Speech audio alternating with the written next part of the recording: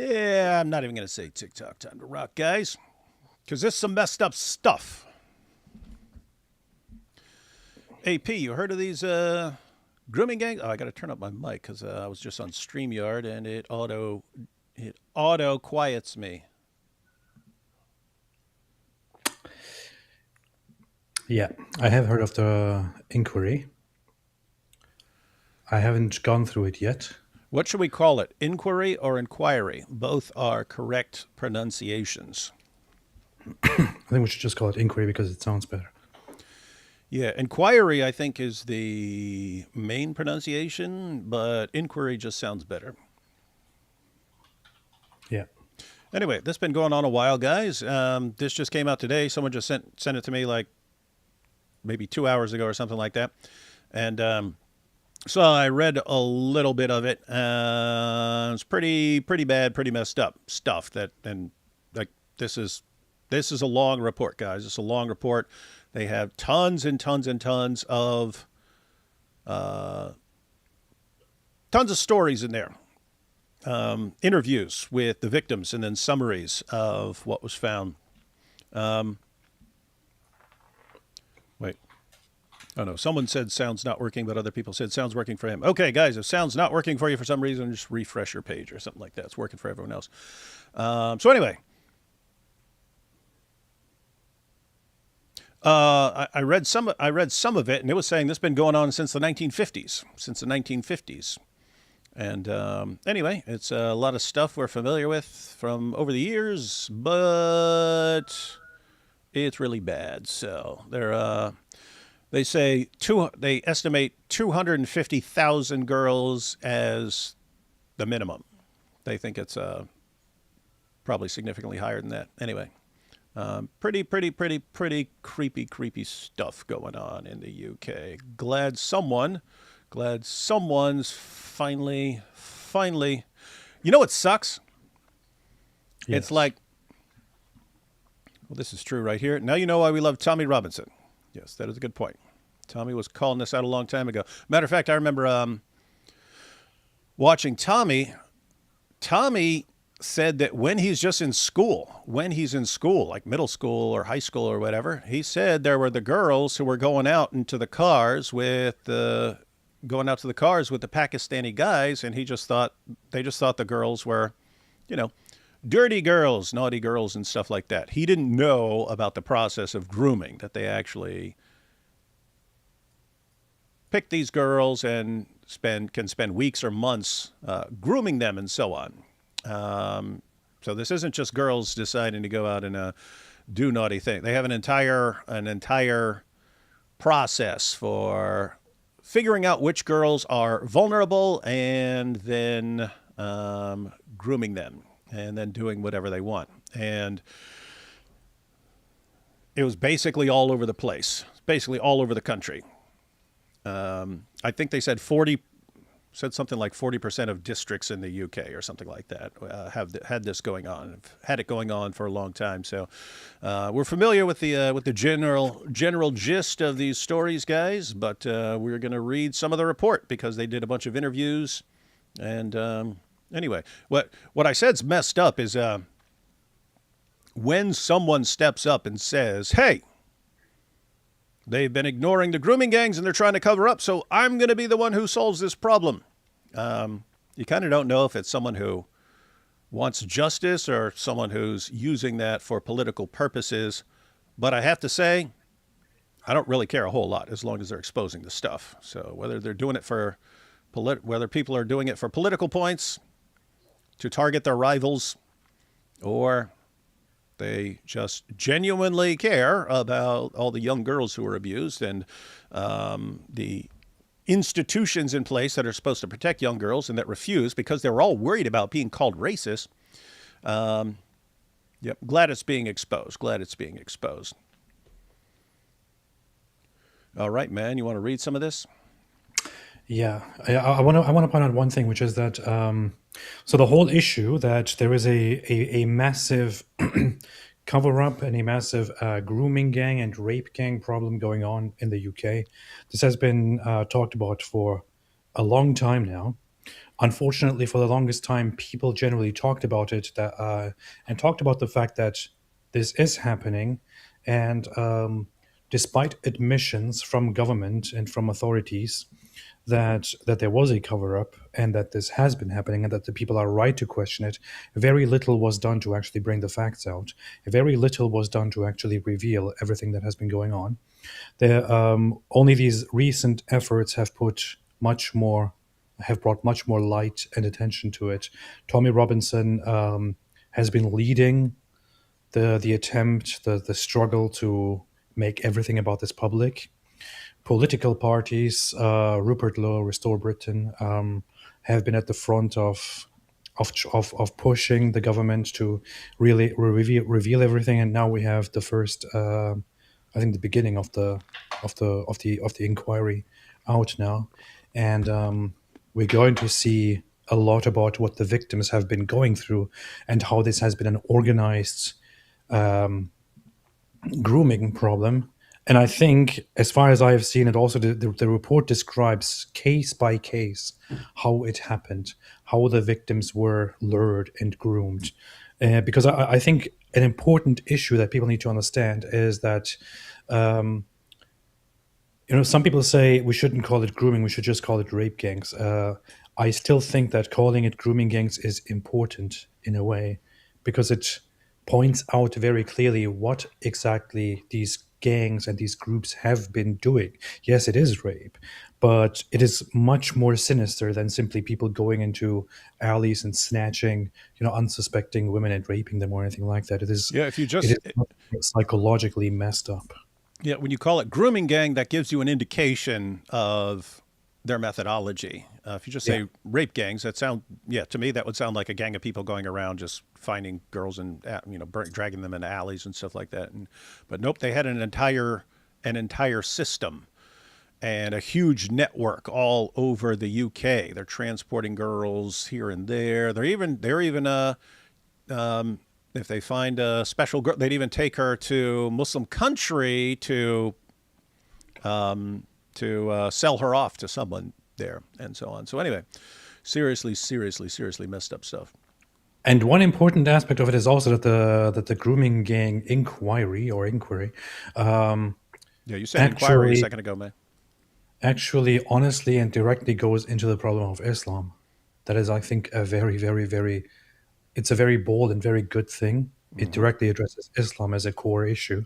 So we should be reading that and seeing what's up here. Yep, and it's actually right there in the report. They're talking about the connection to Islamic beliefs and teachings. So Mhm. they actually didn't shy away from pointing out that this is connected to Islam because it definitely is. It definitely is. Well, this inquiry is led by Rupert Lowe, who is now the leader of Restore Britain, which is very hardline patriotic. We'll see how they will do in the next elections, but they are very popular among certain parts of the population, and that guy absolutely does not shy away from anything at all. He has been very, very open. The report already starts with him saying that we have an immigration problem, not a racism problem, and all that. So it's going to be very, very blunt and very direct, and I'm all for it. We need that. Someone said, "What will be done about it?" Someone up there needs to answer and pay for this mess. Oh, that would be a lot of people. But I think this is like the first step. And there was a call again. I just got this a couple hours ago, and I was live with Chris Claus when I got this when this was sent to me. So didn't get a chance to look into much. But I think matter of fact, let me check this. I think they basically sent a list of cases to re-examine. In other words, what you find out over and over again from the stories is how police and social workers, prosecutors, none of them wanted to touch this, so they just sweep it under the rug. So basically, a list of the victims and so has been resubmitted saying you're going to go reinvestigate these crimes with people actually looking over your shoulder. And so in the course of this, the people who like signed off on these things, oh no, no crime here, nothing wrong here. Those guys shouldn't just lose their jobs. They should go to prison too, depending on the severity of their neglect of the whole situation. We'll start reading as soon as AP gets back. What do you guys think about this stuff?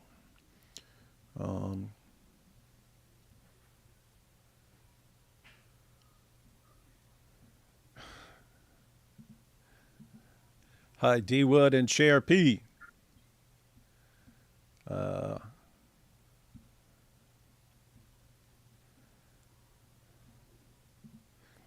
This is the fruit of socialism. Not quite.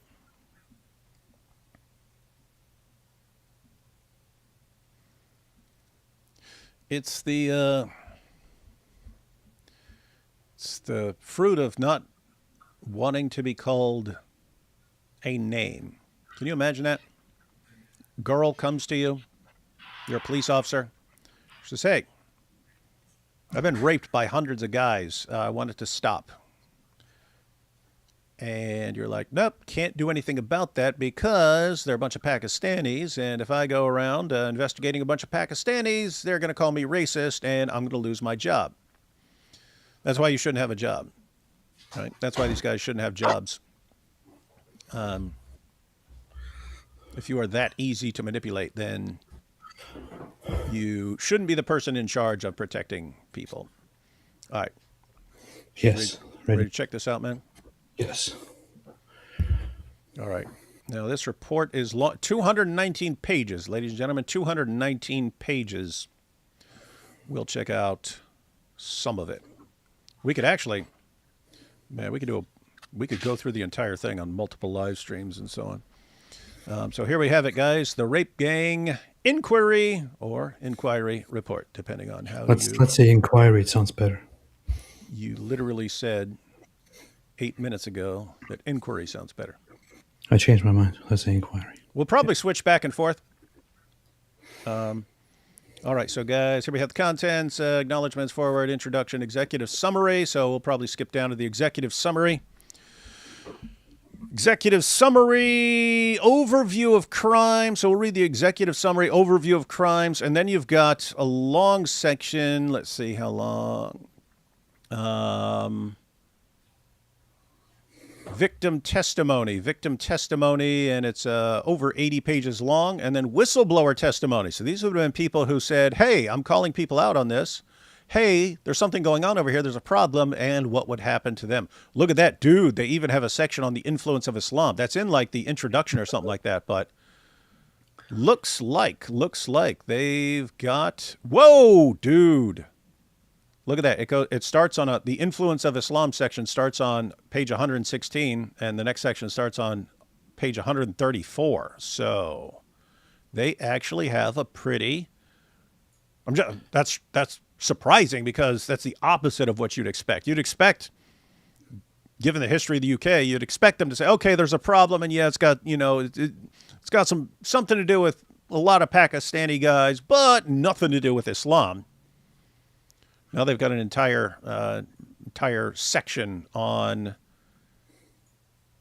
how this is connected to Islam. We have impact on survivors, conclusions, recommendations. So, yeah, guys, as far as this live stream goes, probably check out the executive summary, the overview, and read some of the stories from the victims.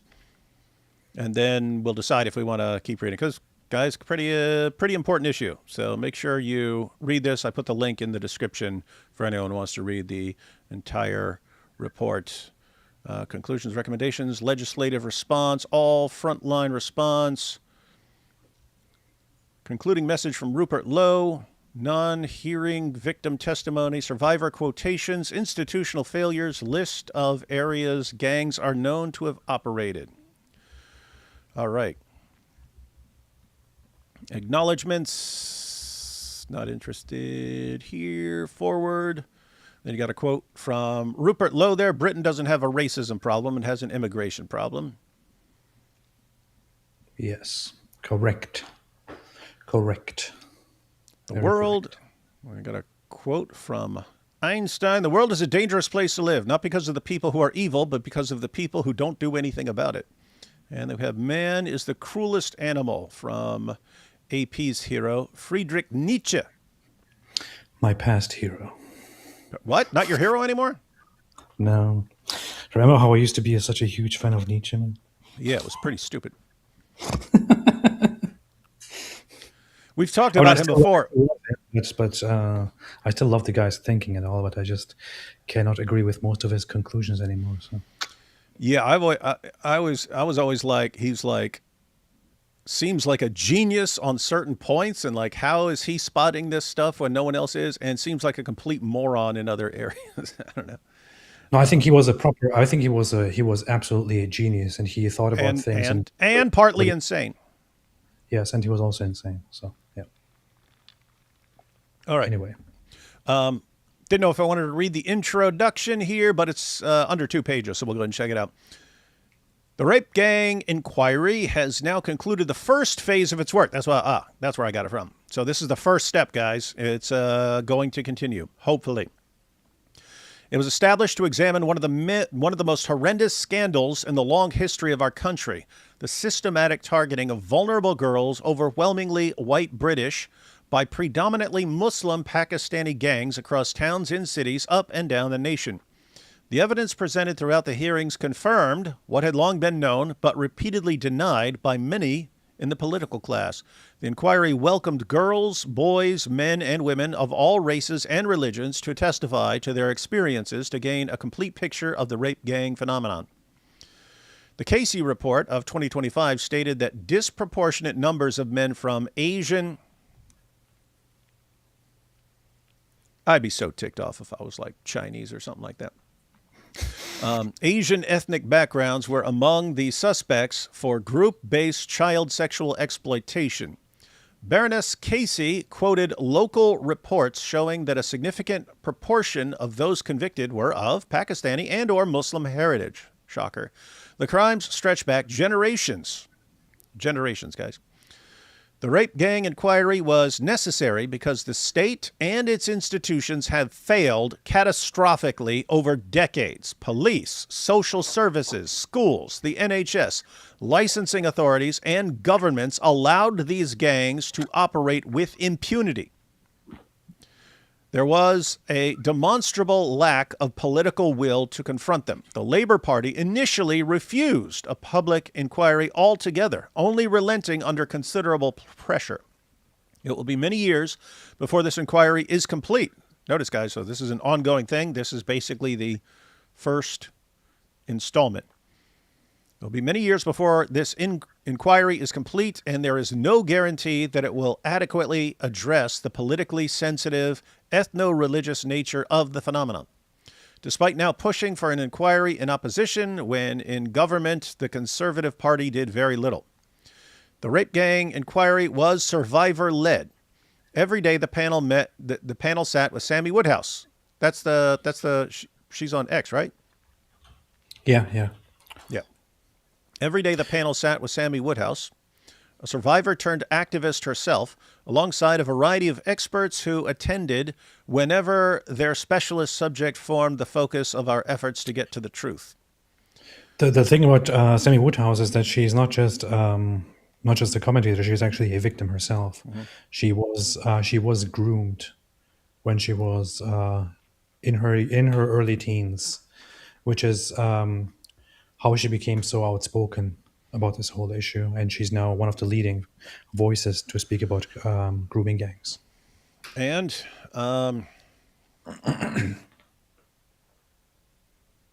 just want to say, I mean, it sucks that so many girls had to go through this, but those who basically grew up and decided to fight back, hats off to them. Total legend status for, you basically grow up, you know what you've been through, and you're like, I want to stop this from happening to other people. We examined distinct areas of the scandal in turn so that a maximally full picture could be established. Parents and carers described their experiences. Instances, this gets rough, guys, instances of pregnancy, abortion, and children born of rape were laid bare. Whistleblowers, who had previously been ignored, gave evidence. Policing and justice failures were documented. Social care, NHS services, including sexual health and mental health, education, taxi licensing, demographic trends, cultural and social issues, and ideological obstructions to justice were all scrutinized without restriction. Don't underestimate the importance of that without restriction part, because every other time they did anything, they looked into this in any way, there were massive restrictions on them and what they could say and how they could report things. Nothing was off the table. Misguided political correctness and cultural sensitivities played no part in the proceedings. The promise made to every donor was honored in full. The truth was pursued and justice was our only objective. Survivors were finally given the platform they had been denied for so long and were central to the inquiry. The full scale and nature of the crimes can now be placed on the public record.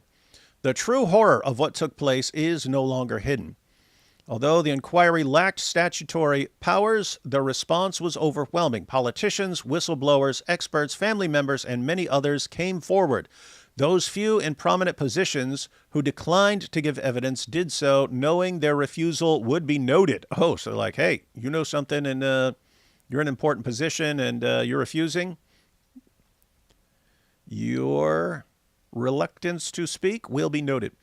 This report sets out findings and makes clear recommendations for how the problem of rape gangs can be eradicated. The country now knows the full truth.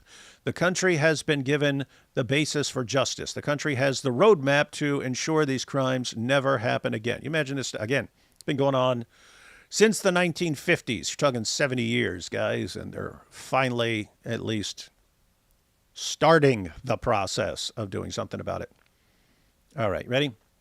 We've got the executive summary here. Executive summary. The rape gang inquiry examined the systematic targeting of vulnerable girls, overwhelmingly white British, by predominantly Muslim Pakistani gangs across towns and cities throughout the United Kingdom.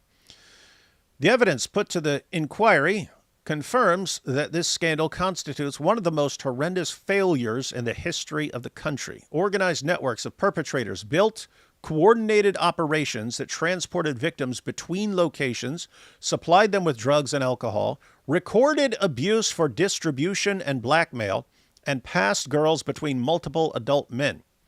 These crimes have been committed for decades, since the 1950s, by Pakistanis in particular, and have affected every region of our nation.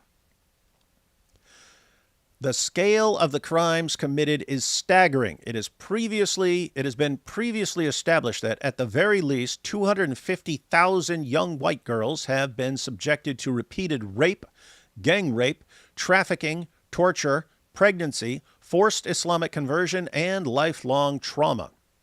The true number is probably higher. The perpetrators bear primary responsibility, yet the institutional failures that enabled them for decades must also be confronted. In court records and official inquiries, around 87% of those convicted in these group-based child sexual exploitation cases bore distinctively Muslim names. 87%. I wonder if there's a connection. The vast majority of men involved in these gangs were not convicted. Dr. Taj Hargi, an imam with the Oxford Islamic Congregation, believes the true proportion of gang members who are Muslims to be around 95%. So around 95% of the Muslims in these grooming gangs, around 95% are Muslims. This figure far exceeds the Muslim share of the overall United Kingdom population, you think? The overwhelming majority of the rape gang networks consisted entirely of men from Muslim backgrounds, predominantly of Pakistani heritage, although smaller groups from Somali, Iranian, Syrian, Turkish, and other Muslim origins were also involved. That's interesting. So it's not just a Pakistani thing. It's in the UK, it's primarily a Pakistani thing, but they're pointing out Somali, Iranian, Syrian, Turkish, and other Muslim origins were involved. I wonder where they all got the same idea. The inquiry heard harrowing testimony from survivors and their families. The method used to groom children typically followed the same process. I don't know if they're doing this, but if they're not, they need to. They need to be training girls when they're little girls. Now you got to be careful what you're telling them when they're 6 and 7 and stuff like that. But you can get the general gist across of, hey, if guys ever approach you and want to start treating you very nicely and taking you places, do not trust them. And then as they get older, you warn them more and more about the methods, because these guys kept using the same method over and over again because no one stopped it. Girls as young as 11 were initially befriended by a young Muslim man. That was his job in the gang. Befriended by a young Muslim man who then treated the young child like an adult and would then start providing them with alcohol, drugs, and cigarettes. After a few months, the girls would then be collected from school gates, care homes, and streets in taxis. That made them feel really important. We're being picked up in taxis. Of course, the taxi drivers were in on it. What? I want to point out one thing, which is for some reason, people never talk about the proportionality or about the overrepresentation or the per capita when it comes to these things. According to the information we have, over 80%, over 86%, and an estimated over 95% of perpetrators have Muslim names. Muslims are 6%. 6% of the UK population. If they are 6% of the UK population, but among the perpetrators of grooming gangs, over 87 or 95% of perpetrators are Muslims, that is a massive, absolutely massive overrepresentation, which means this is an almost exclusively Muslim problem. An almost exclusively Muslim problem. That would mean that the grooming gang or rape gang problem is almost exclusively a Muslim problem, which would mean if there were no Muslims, you probably wouldn't have a problem like grooming gangs or rape gangs. School gates, care homes, and streets in taxis. They were taken to houses, flats, restaurants, and hotels where they were raped repeatedly by groups of men, tortured, filmed for blackmail, and told they were white trash or kuffar who merited punishment. Many became pregnant while still children. Some miscarried under trauma. Others endured coerced abortions, and some gave birth to children who were later removed by the state. We found that the same unspeakable crimes occurred in at least 149 local authority districts, close to 40% of all such districts across the United Kingdom. See page 14 for the map. Survivors described daily rapes, red rooms of extreme torture, trafficking between cities, and institutional disbelief that compounded their suffering. Some girls were even trafficked to the Middle East, where they would endure Islamic marriage. The demographic and cultural drivers are clear. Ooh, here we go. Demographic and cultural drivers are clear. Perpetrators from Pakistani, Muslim, and other Muslim backgrounds operated under an honor and shame-based clan code that treated non-Muslim girls, especially white working-class girls, as property available for sexual use. This pattern was reinforced by 8 theological and legal aspects of Islam. Where did they get that idea from? Yeah, I know. I've only been saying it for 15, 20 years now. And it's been in the Muslim sources for 14 centuries. Weird how it's so hard for people to catch on to. These include the doctrine of Muslim superiority, drawn from Quranic verses that position Muslims at the top with a duty to correct non-believers. The gang members' justification for their crimes can be found in the Islamic principles of loyalty and disavowal known as al-wala al-wal. al-wala wal-bara. Well, That's that loving and hating for the sake of Allah, right? yeah. Yeah. You have to hate the unbeliever. Well, how are you going to, you get an 11-year-old girl that your religion convinces you to hate and despise. How are you going to treat her? It demands enmity towards non-Muslims. Yeah. The superiority of men over women. Forced marriage combined with the absence of any fixed minimum age of consent. Wow, they're bringing up the minimum, that there's no minimum age of consent. The perception of female sexuality as inherently dangerous, a system of sex slavery that authorizes sexual relations with non-Muslim captives, and a religiously sanctioned social hierarchy that subjugates conquered non-Muslims. These elements, these are all things I said in my videos years ago. These elements, filtered through clannish immigrant subcultures, provided religious justification that enabled the systematic rape and even slaughter of white British girls. Were Britain functioning effectively, these girls would have received considerable state protection. However, every one of our institutions failed them catastrophically. Police, what's up? Nothing. Continue. Police forces ignored repeated reports, criminalized victims instead of perpetrators, destroyed evidence, and allowed known rapists to walk free on bail. Social care services undermined protective parents. See that? The social care services would go after the parents, would stop the parents from intervening. Placed children in trafficking hubs inside children's homes. Placed children in trafficking hubs inside children's homes. Closed cases despite clear indicators of exploitation, and retaliated against whistleblowers.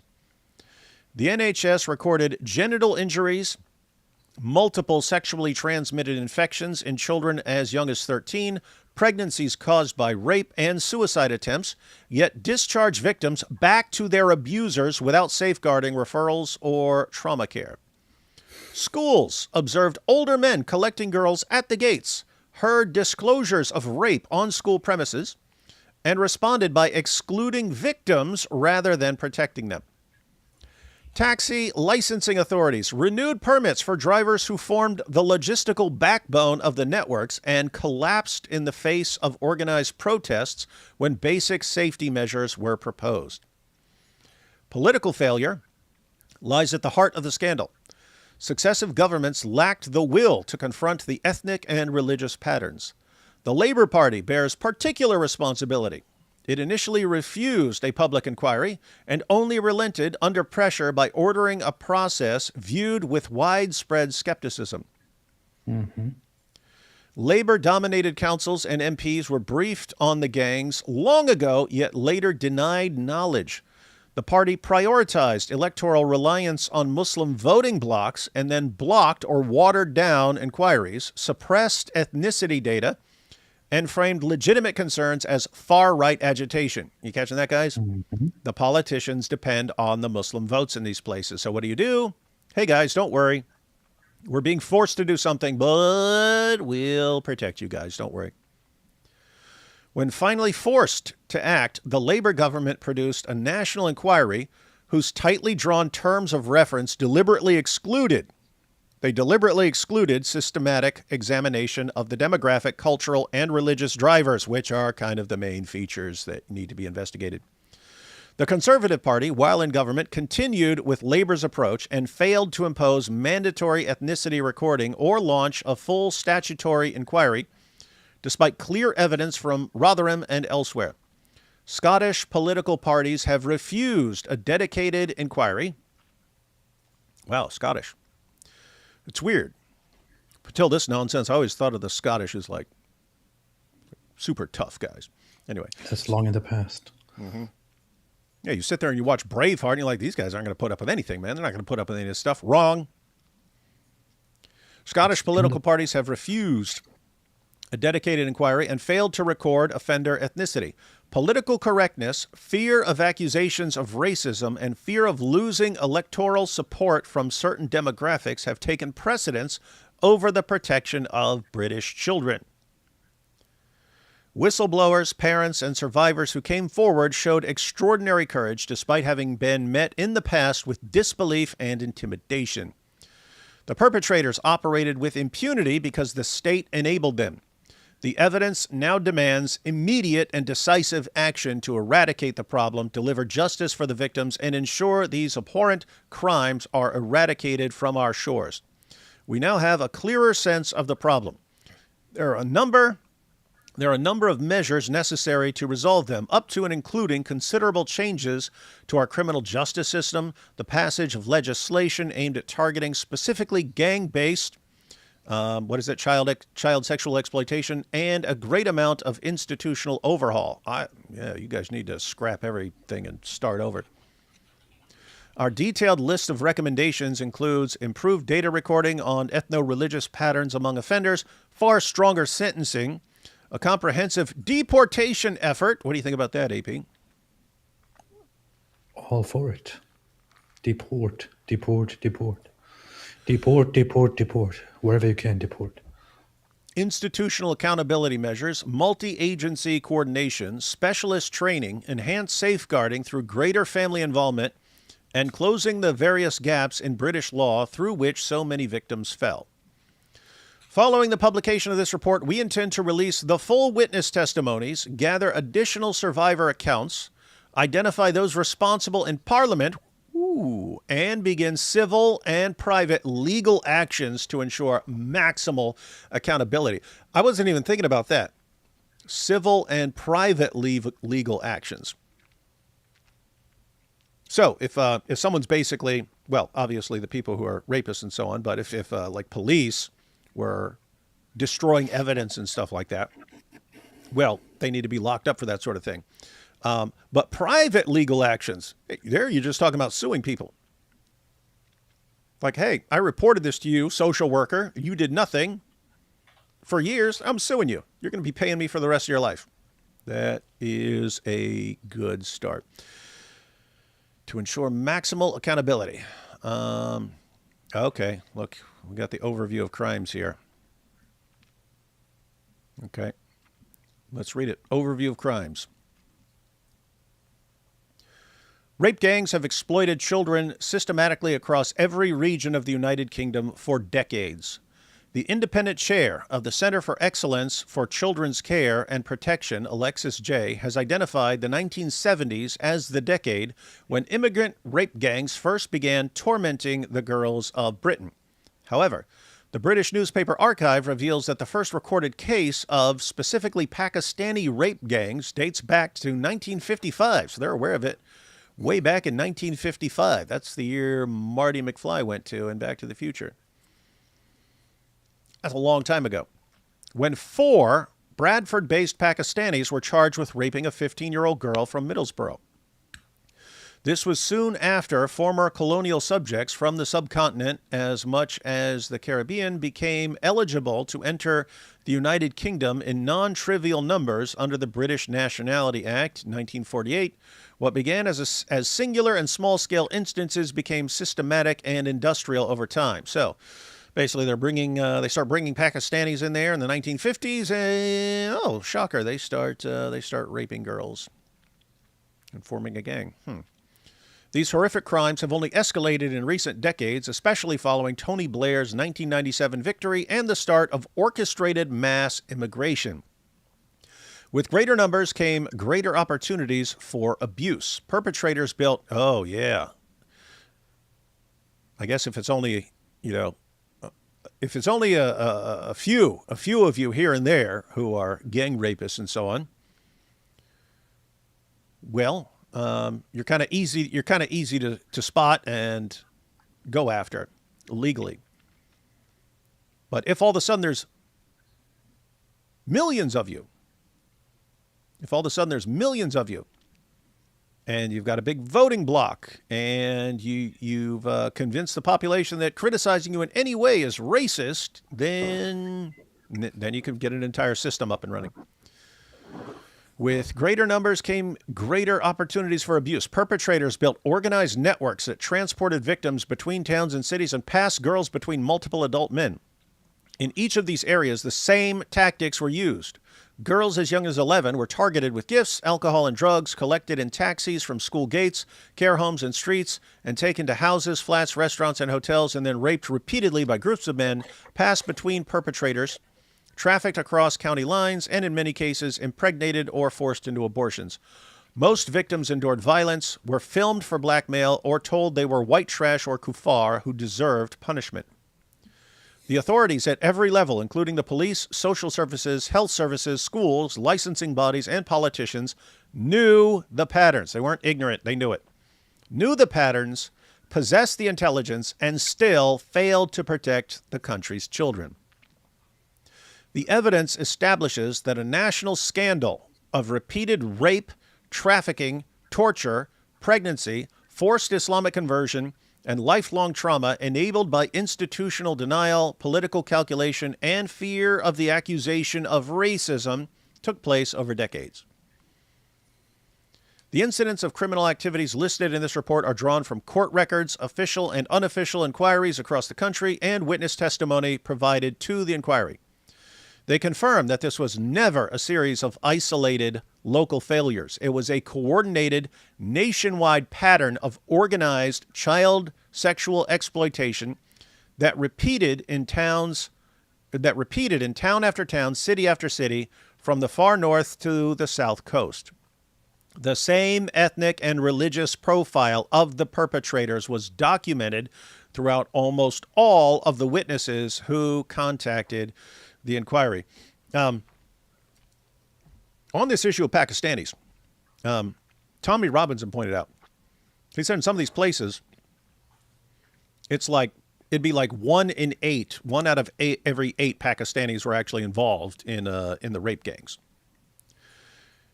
Now you think, okay, well, 7 out of 8 weren't. Okay, but if that many people are involved, then he says everyone had to know about it. He said all the Pakistanis had to know about it, right? Even if you're not doing it. If all these people in your family, people all around you, friends, so on, everyone knows it's going on. What's that mean? It means even the people who weren't involved, they knew it was going on. And did nothing to blow the whistle about any of this. What's that mean? Well, I'd view all of you as pretty darn suspicious, I have to say. And if any of you were not citizens or anything else like that, I would kick you out in a heartbeat. If I even thought you had it, even if I thought you just knew about this and said nothing. The scale of the rape gang phenomenon is endemic across the entirety of Britain. The 250,000 figure originates directly from a statement in the House of Lords by Lord Pearson of Rannoch on May 14th, 2019. Do the government accept that if we extrapolate nationally the J report on Rotherham and other reports from Telford and Oxford, there appear to have been upwards of 250,000 young white girls raped in this country, very largely by Muslim men, usually several times a day for years. He added that this number is probably an underestimate. This extrapolation now has greater support due to further data that has been collected, derived from scaling the patterns documented in major inquiries. In other words, guys, they do a thorough investigation of one area. And then they say, okay, if that's the pattern there, and we've seen the pattern here, and we've done the numbers over here, but we know what's going on all these other places. What do we think? What do we think the total numbers are? This extrapolation now has greater support due to further data. Rotherham, the J report in 2014, at least 1,400 girls abused between 1997 and 2013, with some updated estimates exceeding this. Perpetrators were overwhelmingly Pakistani Muslim men. Telford inquiry, 2022, more than 1,000 children, predominantly girls, over decades, again with the same perpetrator profile. National footprint. The grooming gang model has been confirmed in dozens of towns and cities. Our independent inquiry, led by Rupert Lowe, MP, has heard evidence demonstrating coordinated operations extending to all corners of the country in at least 149 local authority districts. When the Rotherham-Telford scale is applied across the documented national distribution, and multiplied by the extreme underreporting factor accepted by official reviews, the total reaches the 250,000 threshold as a bare minimum. We are far from grasping the full extent of grooming gang criminality in modern Britain. It is reasonable to assume that, since sexual abuse of all kinds tends to be underreported, that's always the case, guys. In other words, if a certain number, not even dealing with the grooming gangs, if a certain number of rapes are reported in an area, there's generally significantly more that aren't reported. So we are far from grasping the full extent of grooming gang criminality in modern Britain. It is reasonable to assume that since the sexual abuse of all kinds tends to be underreported, this is also true of grooming gangs. The Independent has reported that almost 19,000 children were identified as sexual exploitation victims in England in 1 year alone, despite the reluctance of state actors to name or tackle the problem of the rape gangs. After decades of abuse, victims must number in the hundreds of thousands. The full scale is not yet known. Every major review has emphasized that recorded statistics severely understate reality. Baroness Casey National Audit on Group-Based Child Sexual Exploitation and Abuse from 2025. The audit explicitly states that the scale, nature, and characteristics of group-based child sexual exploitation remain impossible to quantify, precisely due to inconsistent data collection and historical suppression. Independent inquiry into child sexual abuse and multiple local inquiries.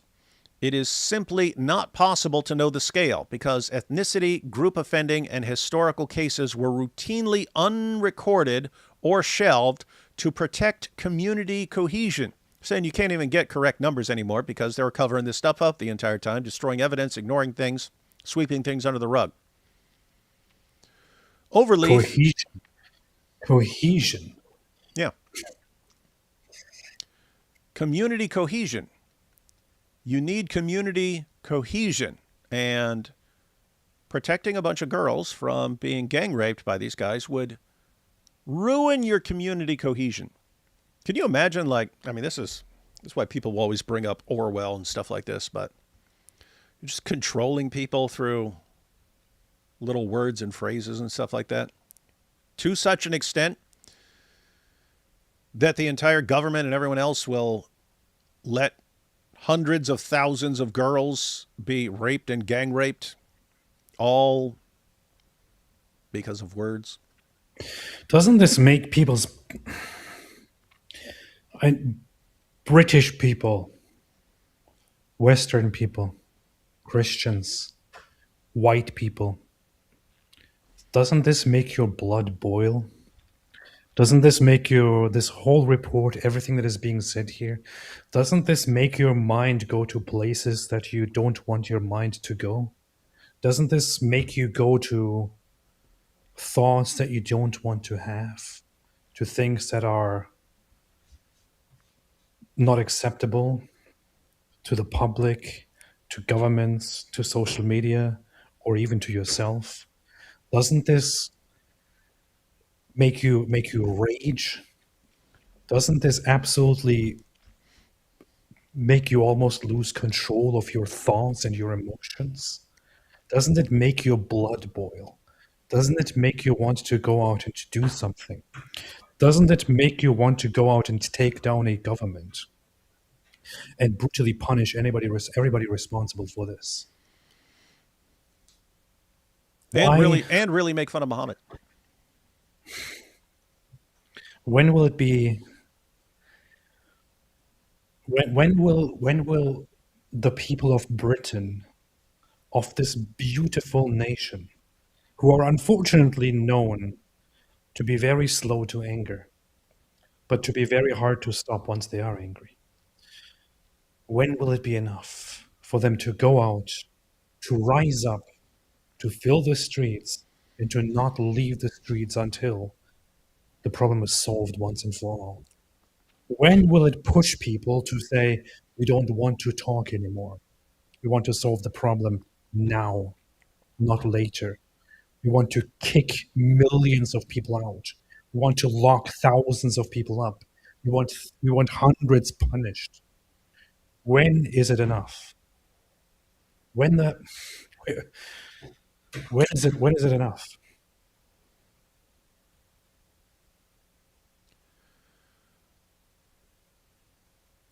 This is crazy stuff, man. Here's the thing.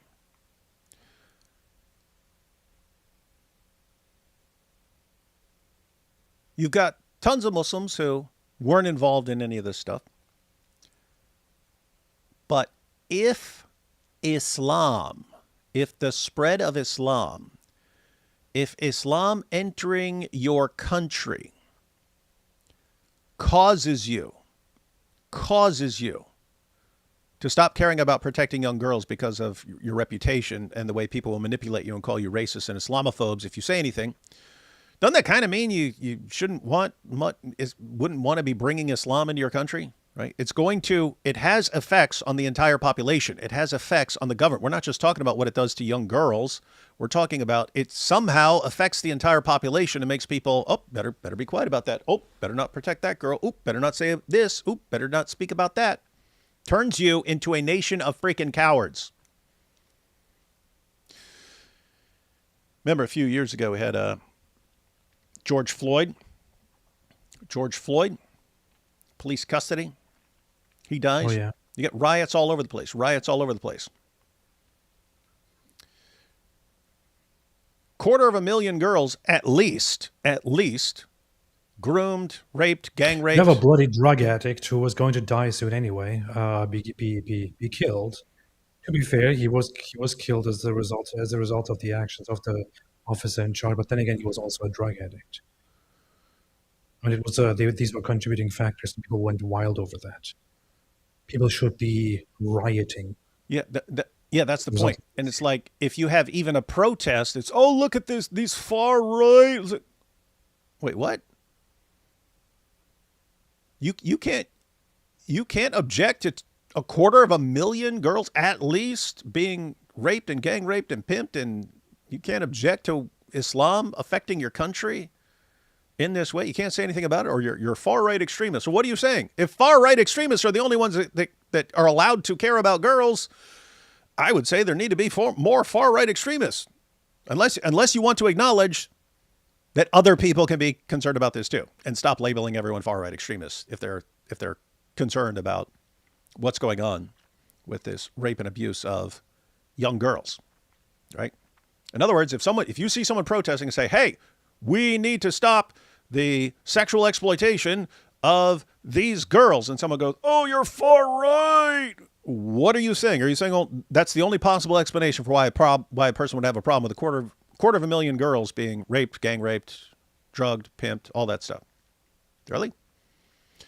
Notice it's the exact same thing. It's controlling people with words. Well, people don't like being called racist. People don't like being called Islamophobe. People don't like being called far right. They don't like being called extremists. They don't like being called these things, and people back down from it.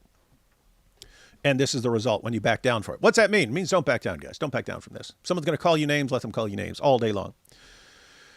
People have been calling me names for a while. I'm fine with it. So you can be too.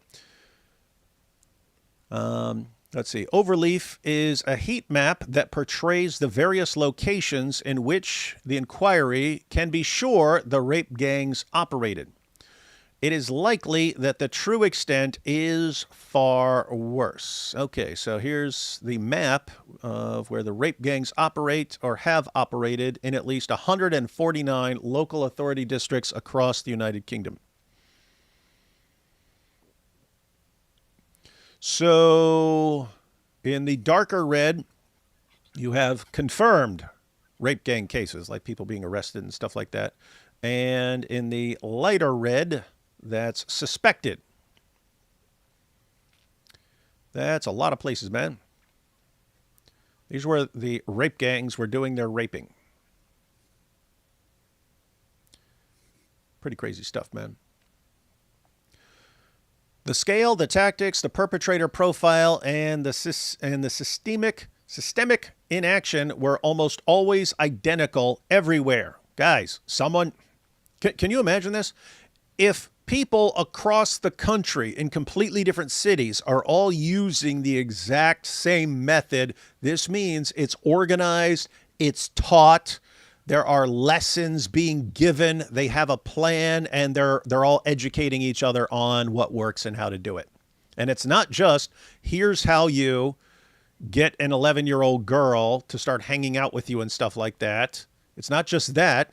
It's how do you control the police? How do you control social workers? How do you do that? How do you do all this stuff? Organized, very well organized. The scale, the tactics, the perpetrator profile, and the systemic inaction were almost always identical everywhere. Britain did not face dozens of separate local scandals. It faced one national scandal that the state allowed to grow for decades.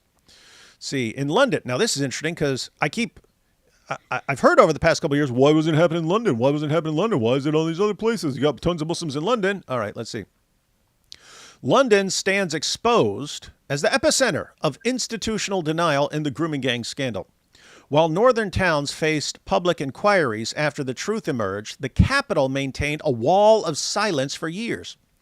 The mayor of London, Sadiq Khan, has repeatedly insisted there were no grooming gangs operating in the city. I heard that too. As our inquiry heard from Susan Hall, leader of the Conservatives in the London Assembly, the rape gang phenomenon is in fact endemic within the capital. After challenging Khan about the presence of such gangs in London, Hall was inundated with calls from women and girls purporting to be victims of their predation. Khan describes evidence from whistleblowers as malicious and politically motivated. See, they're just doing this for political gains. He told the London Assembly that the problem was far more complex than in other parts of the country and that young people were being exploited through county lines rather than organized group-based child sexual exploitation.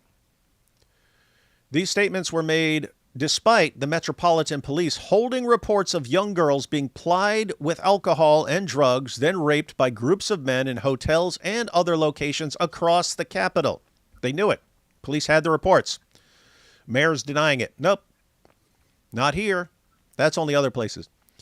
A Daily Express investigation revealed that Khan had direct access to HM Inspectorate of Constabulary documents detailing exactly these patterns of offending. He read the files, yet continued to deny the existence of grooming gangs in public. Shadow Home Secretary Chris Philp MP has accused Khan of facilitating a cover-up, and other politicians stated that both the mayor and the Metropolitan Police had been denying grooming gangs in London. Campaigners, including whistleblower Maggie Oliver and Chris Wilde, described the capital as the last bastion of denial and warned that the scale of abuse there was more catastrophic than elsewhere in the country. They're saying it was actually worse in London, but they had more people covering it up and more people of power covering it up. The evidence now emerging confirms their warnings. In October 2025, the Metropolitan Police announced a review of 9,000 child sexual exploitation cases. The National Crime Agency launched Operation Beacon Port to examine thousands more files nationwide after initial assessments found human errors, missed lines of inquiry, and cases wrongly dropped. London. Hey, I want to ask some questions. What's up? Actually, I'll ask him once you're done with that paragraph. Sorry, go ahead. What? Okay. Once you finish the paragraph, I'll ask the questions. Go ahead. All right. London forms a significant part of this backlog. A former Metropolitan Police detective has described industrial-scale child prostitution and grooming in the capital, with authorities aware but opting for inaction due to a mixture of incompetence, laziness, and corruption. I finished the paragraph. Did you mean finish the whole section? I just finished a section. There's not much left. I just okay. London has the largest Muslim population in Britain. Well, then nothing could go wrong, right? Khan relies on significant electoral support from those communities. Yeah, if you start going against the Muslim population and exposing the rape. Now, just think about this, guys. Just think about this. If the Muslim population of London has a problem with exposing grooming gangs raping kids, I kind of have a problem with the whole population then. Yeah. Right? Guys, I mean, what the heck? If let's suppose this was it was Christians doing this thing. Well, I'd be sitting there going, expose the hell out of these guys. I would want it exposed more. I would want it exposed even more if it was people who claim to be following Christ. Like, I'd be more concerned about it if it was like my group or my church doing this stuff. I would be more enraged. But what are they saying here? They're saying, nope, you can't report all these rapes and gang rapes and stuff like that because that will upset the general Muslim population. They won't vote for you anymore. They won't vote for you if you arrest rapists because they're part of their community. What's that mean? What's that mean? It means they're fine with it. Or even if they're, it's kind of wrong, but not nearly as important as our community cohesion. That's some sick stuff. London has the largest Muslim population in Britain. Khan relies on significant electoral support from those communities, as well as having an ethno-religious motive to protect the public reputation of Pakistani Muslims in particular. Widespread acknowledgement of organized networks of predominantly Pakistani Muslim men targeting vulnerable white girls would have shattered the narrative of community cohesion that successive London administrations, none more than Khan's, have promoted. As for others in authority, fear of being labeled racist paralyzed the Metropolitan Police and City Hall in the same way it did in Rotherham and Rochdale before them. One anonymous whistleblower told us that boys as well as girls are an especially vulnerable target for criminal gangs, typically Albanian, Somali, or Turkish, operating in the capital. Yet the relevant bodies still refuse to collect data on ethnicity, willfully rendering themselves blind to the very behavioral patterns that are supposed to aid law enforcement in its pursuit of justice. The Metropolitan Police Review, the National Crime Agency operation, and the witness accounts pouring in prove that group-based child sexual exploitation has thrived in our capital city. This inquiry records the failure without reservation. Khan and the senior leadership of the Metropolitan Police must answer for their role in this scandal. Until the capital confronts the truth with the same rigor now demanded elsewhere, the children of London remain at risk and the state remains complicit. That's a good sentence. The state remains complicit. All right, AP, what did you want to say? Now you go into this long section of like 80-some pages of victim testimonies. We'll probably check out a couple of them, guys. Well, I just wanted to ask a few questions, such as the following. I just want to, with everything that we have heard here, everything that we have seen, I just want to ask everyone who's watching what they think. What is worse, grooming gangs or racism? What is worse, bigotry or grooming gangs? What's worse, nationalism or grooming gangs? What is worse, deportations or grooming gangs? Do you want me to do polls on this, man? What's worse, mass deportations or grooming gangs? I just want everyone to tell me what they think. What's worse in each of this case? Are grooming gangs worse, or are these other things worse? Very, very curious to know everyone's response here. Especially, what is worse, rape gangs or mass deportations? That's the question.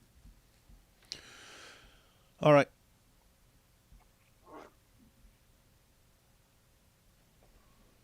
I put up the poll. Not in the Zoot sense, but I put it up.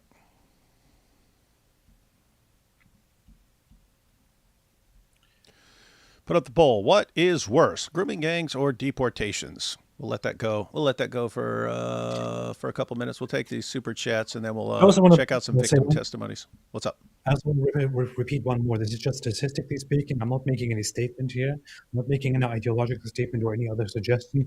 I just want to point out that statistically, so according to the numbers that we have just seen, if there were no Muslims in the UK, there would be no grooming gang problem in the UK.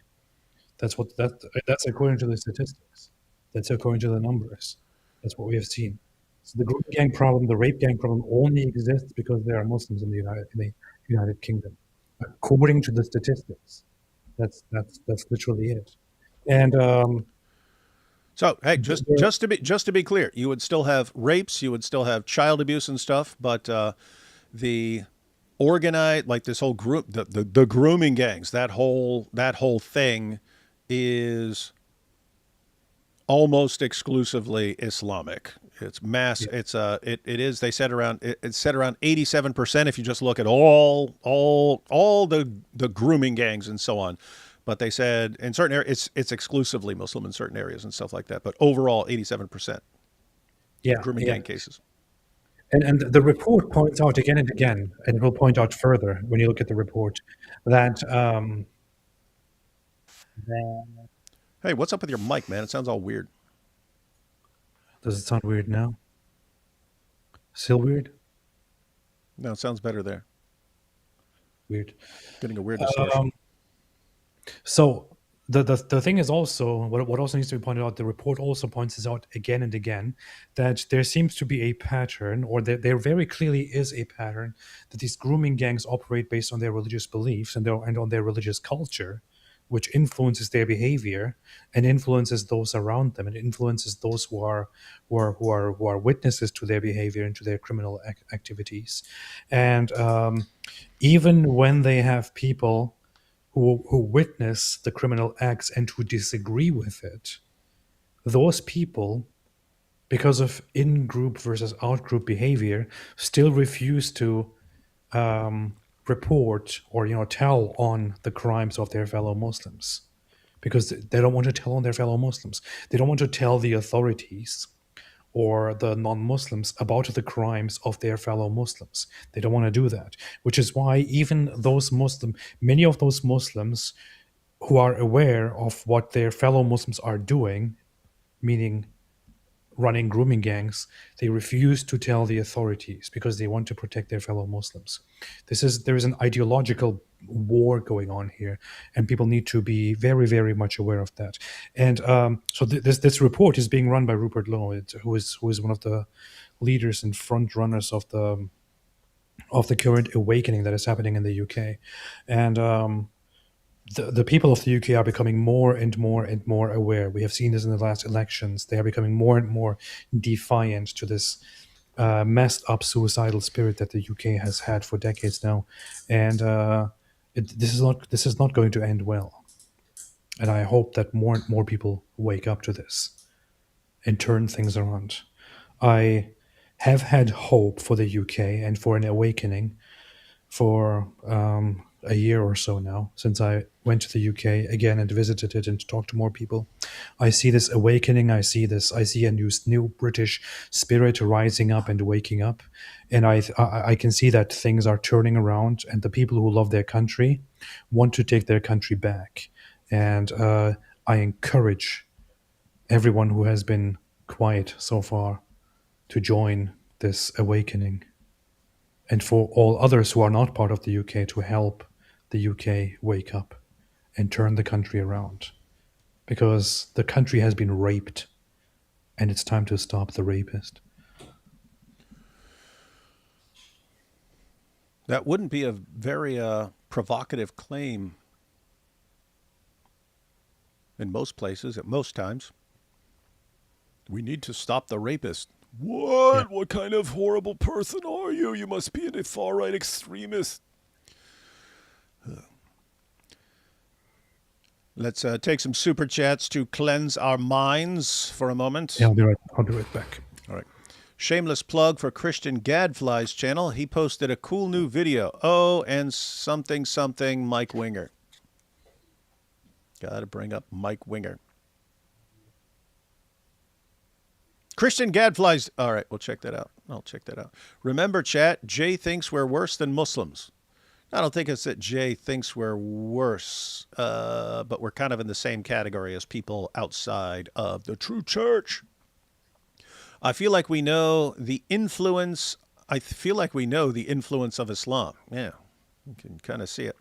Momo was the first victim of the Stanny grooming gang. That's true.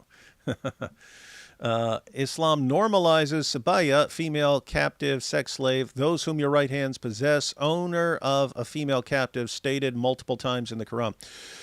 Yeah, guys, I'm guessing they expand upon this since they, even in the intro, they broke down, I think they said eight teachings of Islam that contribute to this, and they're the same ones I would have pointed out. But yes, female captives, and what you have, what's interesting is if you bring this, because I know, because I brought it up with Muslims, you say, hey, what about captives in the Quran? You take women and girls as sex slaves. They say, yeah, that's in battle. You win the battle, and then you take the sex slaves. So they're saying that has nothing to do with the grooming gangs. And it's like, wait a minute, what's the goal? The goal is to take non-Muslim women and girls as your sex slaves.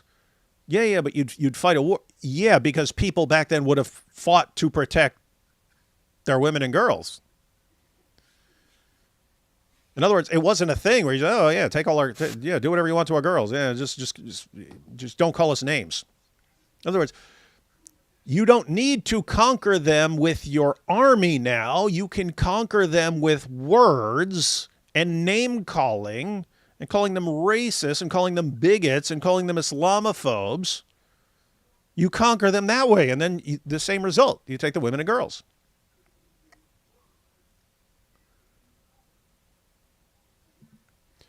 Heard about the boy unalived by his two fathers. I remember one like last year, but I don't know if there's another one.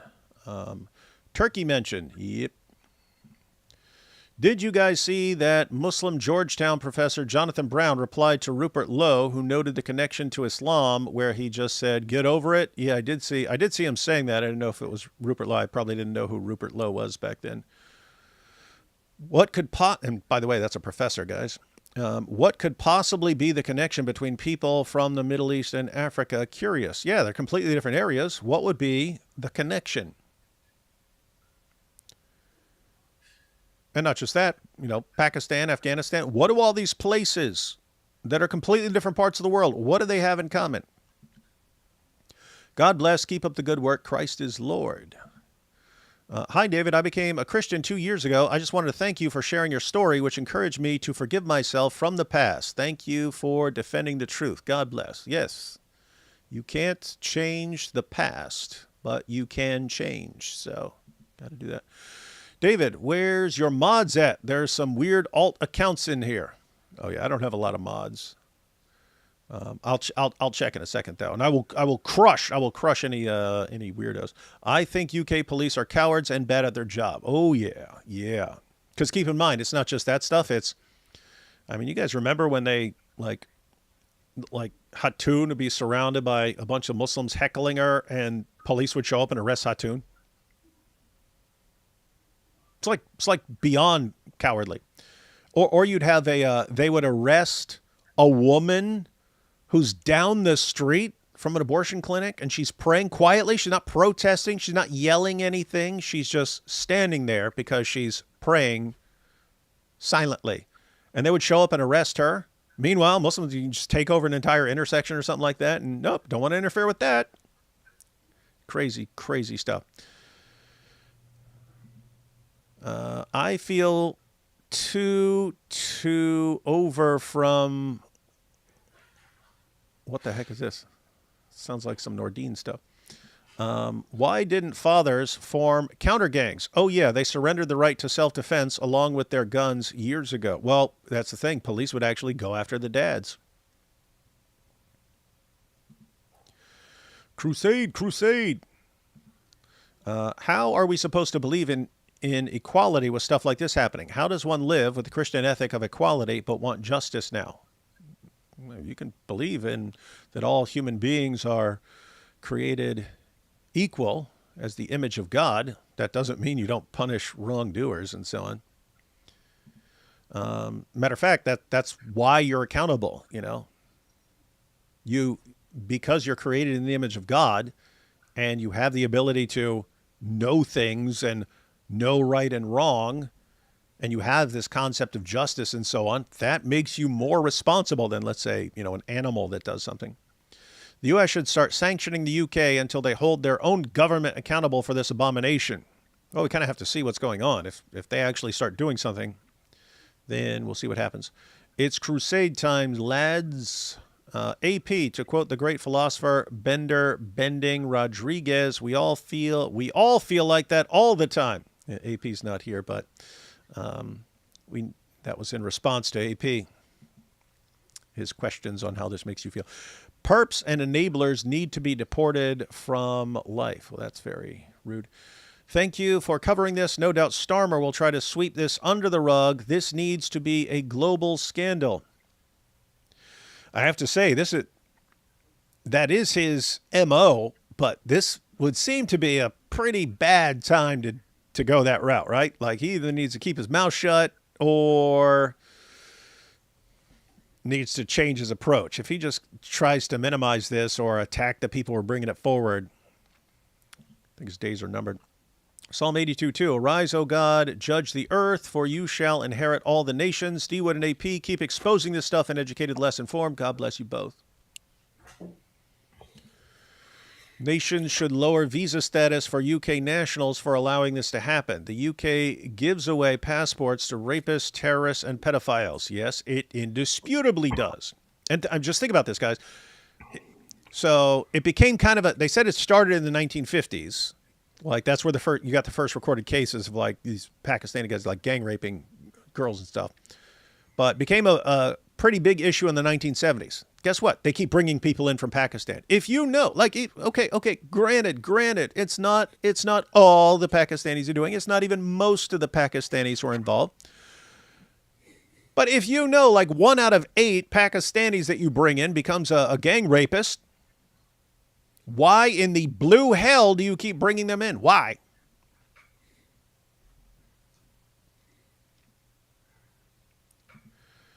D. Wood is banned from UK because he's too manly. Yeah. We got the same cowards in Sweden. A whistleblower and dentist from Gotland, Bernd Harlitz, was fired after warning the migrations occurred in 2016. Mm-hmm. Turkey mentioned again. Yeah, Turkey getting mentioned a lot in these grooming gang reports. Hey, D. Wood, can we get a page rip or two for the sheer barbarism of the gangs? As a Brit, I'm doing what I can, but it's hard to convince others. Yes.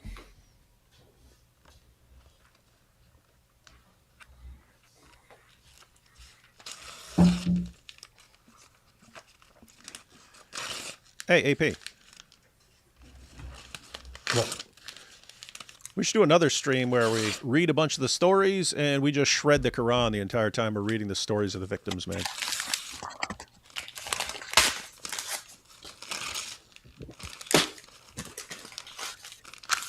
Oh, but this is so offensive. Hey, Muslims, if this offends you more than the grooming gangs, now you know why we don't like the book that causes you to think like that.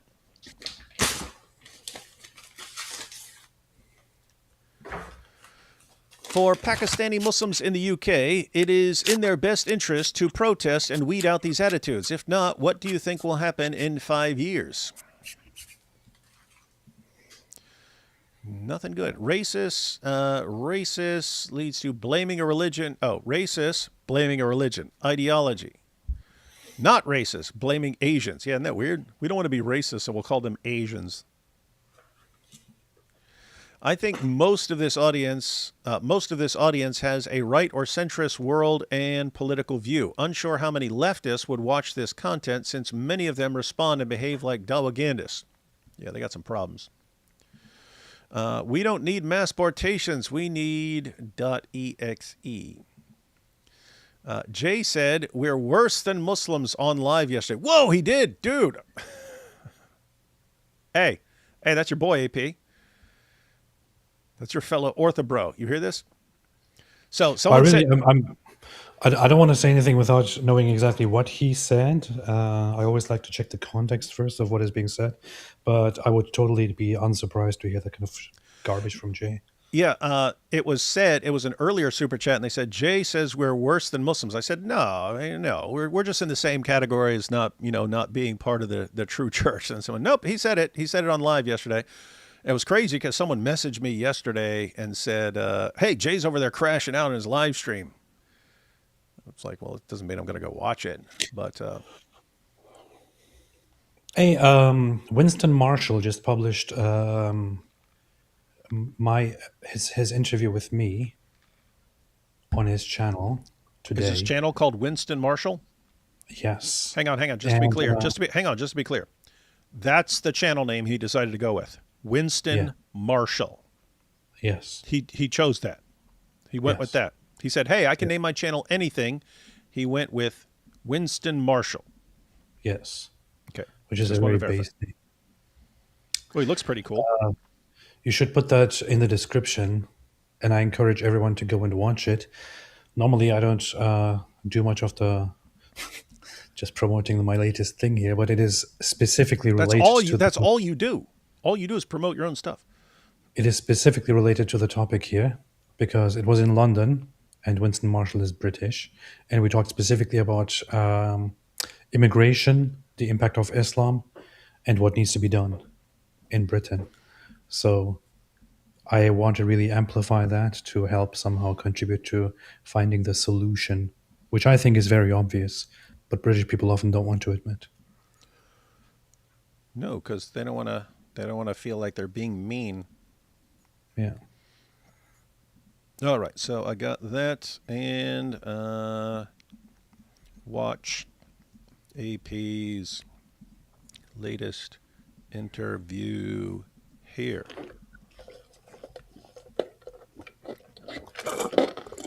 Don't check that out now, guys, but afterwards check that out Yeah. and watch and share it. Can Late. you verify, AP, do you verify, do you vouch that it was actually good and not some boring stuff that we've heard 10,000 times before? It was very good. Was it was it based, yes or no? It was super based.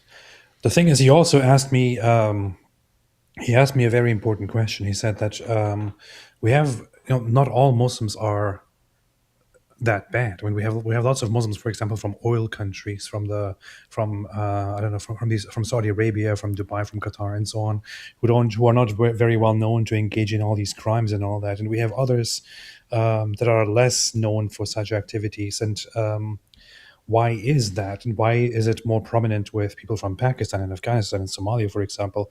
So I started responding to that, and it is actually um, one of the best points I've ever made. Wait, what? One of the best points I've ever made when I responded to that, and he also helped me with that, and we figured that out a little bit. Where we talked about how, um, for example, like I was, I lived in Turkey. I come from a Turkish culture, Huh, yeah, we've been hearing a lot about Turkey in the past hour and a half. and Turkey has this whole secularization process in the past, which is why they are a kind of a certain kind of Muslim. And although they might also engage in things like these, they are not the majority of people who do stuff like this. The oil countries have oil, and that determines how they act. They have this comfortable oil development and oil richness. Then you have other countries like Pakistan, Afghanistan, Somalia, and others that didn't go through a hardcore, deeply entrenched secularization, nor do they have the oil or anything else that made them rich and comfortable. They simply have their good old Islamic tradition and Islamic culture. That's the one thing they have.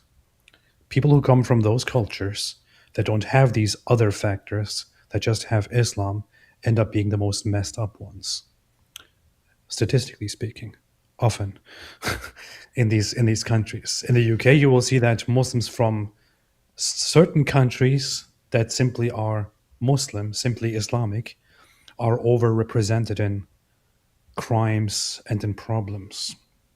It's because Islam itself is a very, very messed up factor in society. If you have Islam alone as your great value, you will end up with a very messed up society. And if you import massive numbers of people from countries that only have Islam as their identity, you will also end up destroying your own country, which is why you will end up destroying your country if you import masses of people from countries like Pakistan, Afghanistan, Somalia, and all these other things, all these other countries or so called countries, also known as trash holes and such. And it needs to stop and it needs to be reversed. I think millions need to be deported. That's pretty racist, but it's exactly Thank what you. that's exactly what we would expect from a Turk. You know what? We should get a bunch of ex-Muslim Turks to do all the complaining about Islamic immigration and stuff. And then when people condemn you, you go, "What? You're just being racist against Turks? Why are you British people so racist against Turks?" That would be the kryptonite, man. Yeah, that's right. I don't understand why these people are even tolerated. It's beyond me. Any idea why this is persisting? Yeah, sometimes this would be a shout out to Nordine here. Nordine. Sometimes I think it's like it's beyond psychology and so on. It's just demonic. Something It's like pretty that. racist. That's pretty racist. What's worse, the grape gangs or Mike Winger? They're they're horrible, but in different ways. You should look into how thousands of Hindu and Christian girls are abducted and forcibly married to Muslim men with impunity every year in Pakistan. We see lots of those stories. The snakes keep growing and hiding in the grass. If this goes on, then lawnmower time is inevitable, whether you like the grass or not. That's also part of it. It's so for people who, oh, but I don't want a backlash against Muslims, then you should deal with the problem now. Because if you keep suppressing and silencing all criticism of like gang rape of girls, you eventually have something that just explodes. And it's going to be it'll be a lot worse for the Muslims you claim to care about than actually dealing with it and dealing with it through deportations now and putting people in prison and so on. AP, what did you think after your visit with Winston Marshall? Did he listen well? So far, he seems a little thick sometimes. No, he's good. He's very open to having his mind changed, and he's also I think he's very good. I have we have become friends since that conversation happened, Oh, and if you like him so much, just do live streams with him from now on. and maybe I will. So no, he's very good, and he's very open to he's very open to these topics. So I loved it. I loved it. It's good. Rupert Lowe is talking about bringing back the death sentence for grooming gangs. Vote restore, not reform. Not sure we can vote our way out of this, but if we can, that is the vote to make. I don't want to. I'll just leave that. Whatever. Yeah. Have your opinions. Is Keir's 16 ban really about the recent riots? What's 16 ban? What is that? Um, so the current government, the current UK government, enacted a ban for under 16-year-olds Oh, okay. social media. That's what. Oh, yeah, I did see that. UK has become a threat to the civilized world, allowing Zut Huddies to do whatever they want and travel. I hope patriot Brits take the UK back. I urge everyone to reverently read Psalm 94 today. I should be reading the Psalms every day. Don't punish the people for the rogue government. The people, actually, that's Rouge. The Rouge government, the people have consistently voted against this and betrayed by every party. We don't want this. Thanks, D Wood and AP. A little thing, but it meant a lot. And this is what happens when Romans 13:4 isn't institutionalized. Where is the sword that government is commanded to wield in this situation? No justice. Why people, yeah, So according to Romans 13, God gives governments to punish wrongdoers and so on. What happens when the government becomes the protector of the wrongdoers and punishes the victims. Why people keep blaming the dads after they imprisoned and treated Tommy or anyone else who stood up as terrorists. Feminists, Bueller. It was June 14th during your live stream. My bad. Oh, so 2 days ago. Huh. Wait, wasn't he crashing out yesterday? Someone messaged me and said he was crashing out yesterday. You're saying it was the day before? So it's a different crash out? Let's see. They say Christians are worse than others because Christians are perceived as pushovers. We're not. We pushed Islam, Battle of Tours, out. Time for push number 2. Yeah, guys. I mean, that's how lots of people are now after being conditioned in certain ways for many decades. But guys, for 14 centuries, Islam tried to take Europe. And for 14 centuries, Christians didn't let them. Hey, does anybody where did Jay exactly say that that David or Yeah, I'd have to see that, and I'd have to see like he's not just goofing off and joking or something like that. I checked his latest live stream. They said it was the 14th, man. That's 2 days ago. Wait, what is this? Okay, so what he does is he makes a live stream and then he closes it for members only or something like that. So and then I can check it because I'm not going to go and become a member for his channel. So I can't really check what exactly he said. But what was very funny is I checked his last live stream from yesterday, and somebody made a super chat and said that they encountered Muslims and blew their minds with the Islamic dilemma. And Jay actually said that that's quite cool and all that. So he appreciates the arguments that come from people like David, but apparently people like David are worse than Muslims. So interesting. Wait, so he said it was the 14th, but the most recent live stream is yesterday, and the most recent live stream before that is 5 days ago. So how is that a thing? 14th, but there's a live stream on the 14th, but it's members only. Oh, so I have to become a member to see his dumb live stream? Come on. Of course, you can become a channel member.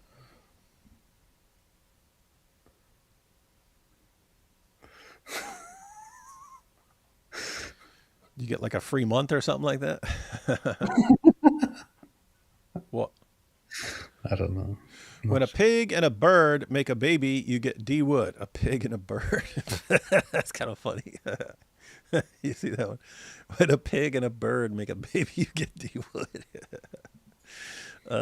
And what's the Jerry Seinfeld voice. And what's the deal with Turks? Why are they always late? Who are these people?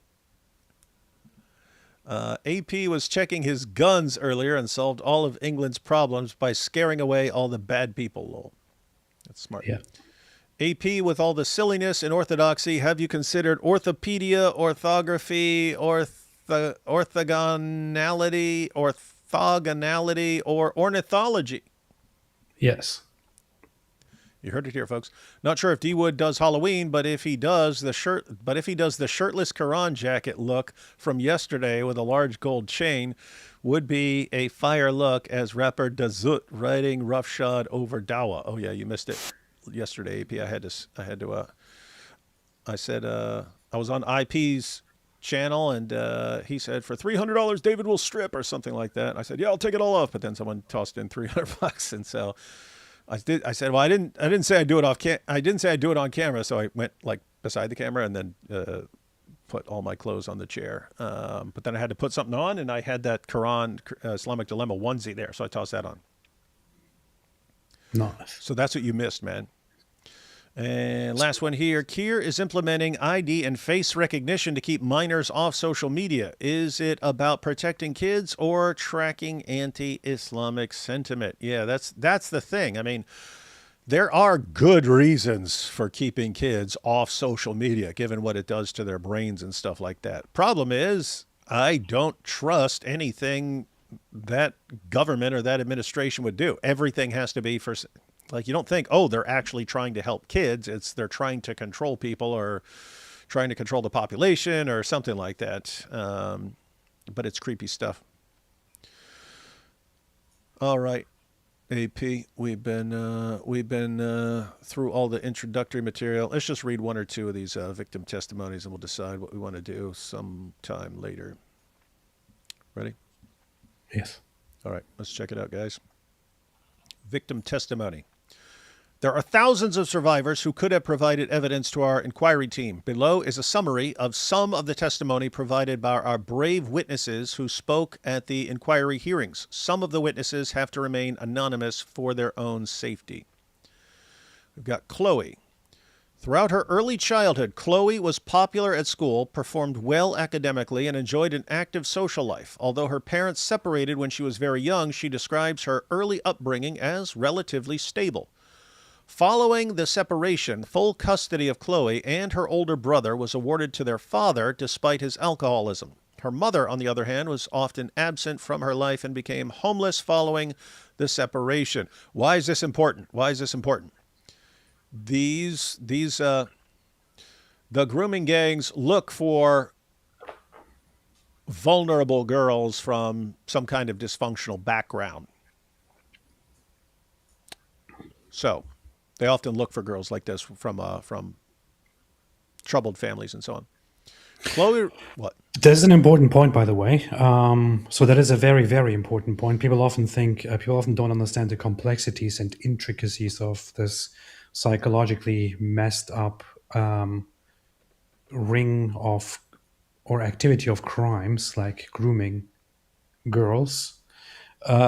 It's not as easy as just seeking out your victim and then snatching them and raping them or anything. It's much worse than that. You have to seek out weak ones and then make use of them and then program them slowly. They specifically seek out weak ones, people with or girls with bad families, with family problems, with depression, with other concerns that are not very strong-minded, not very strong-willed, and all that. We know about another kind of criminal that also does that specific thing. Human traffickers like Andrew Tate. Andrew Tate I specifically was is thinking as also soon as known you started thinking that, I was thinking Andrew Tate described the exact same methodology. It was part of his PhD program. yeah. He would train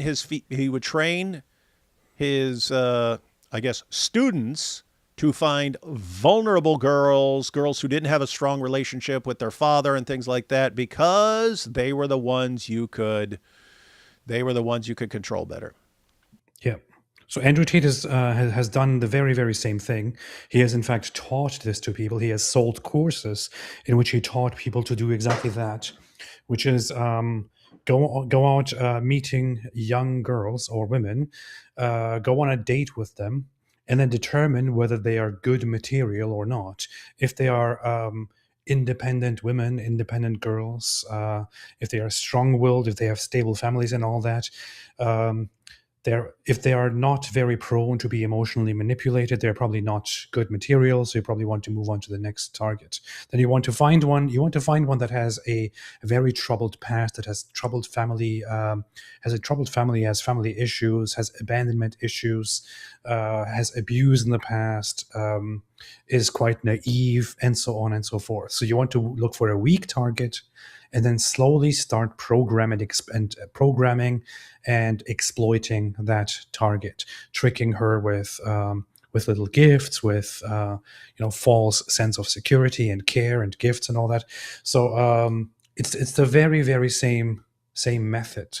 Andrew Tate. This is why lots of people who are familiar with what Andrew Tate did don't understand why he's accused of running a human trafficking business, because people get their information of what rape and what human trafficking is from movies, where it's usually for dramatic purposes depicted like people just abduct unsuspecting girls or children and then chain them up, lock them up, and then sell them and all that.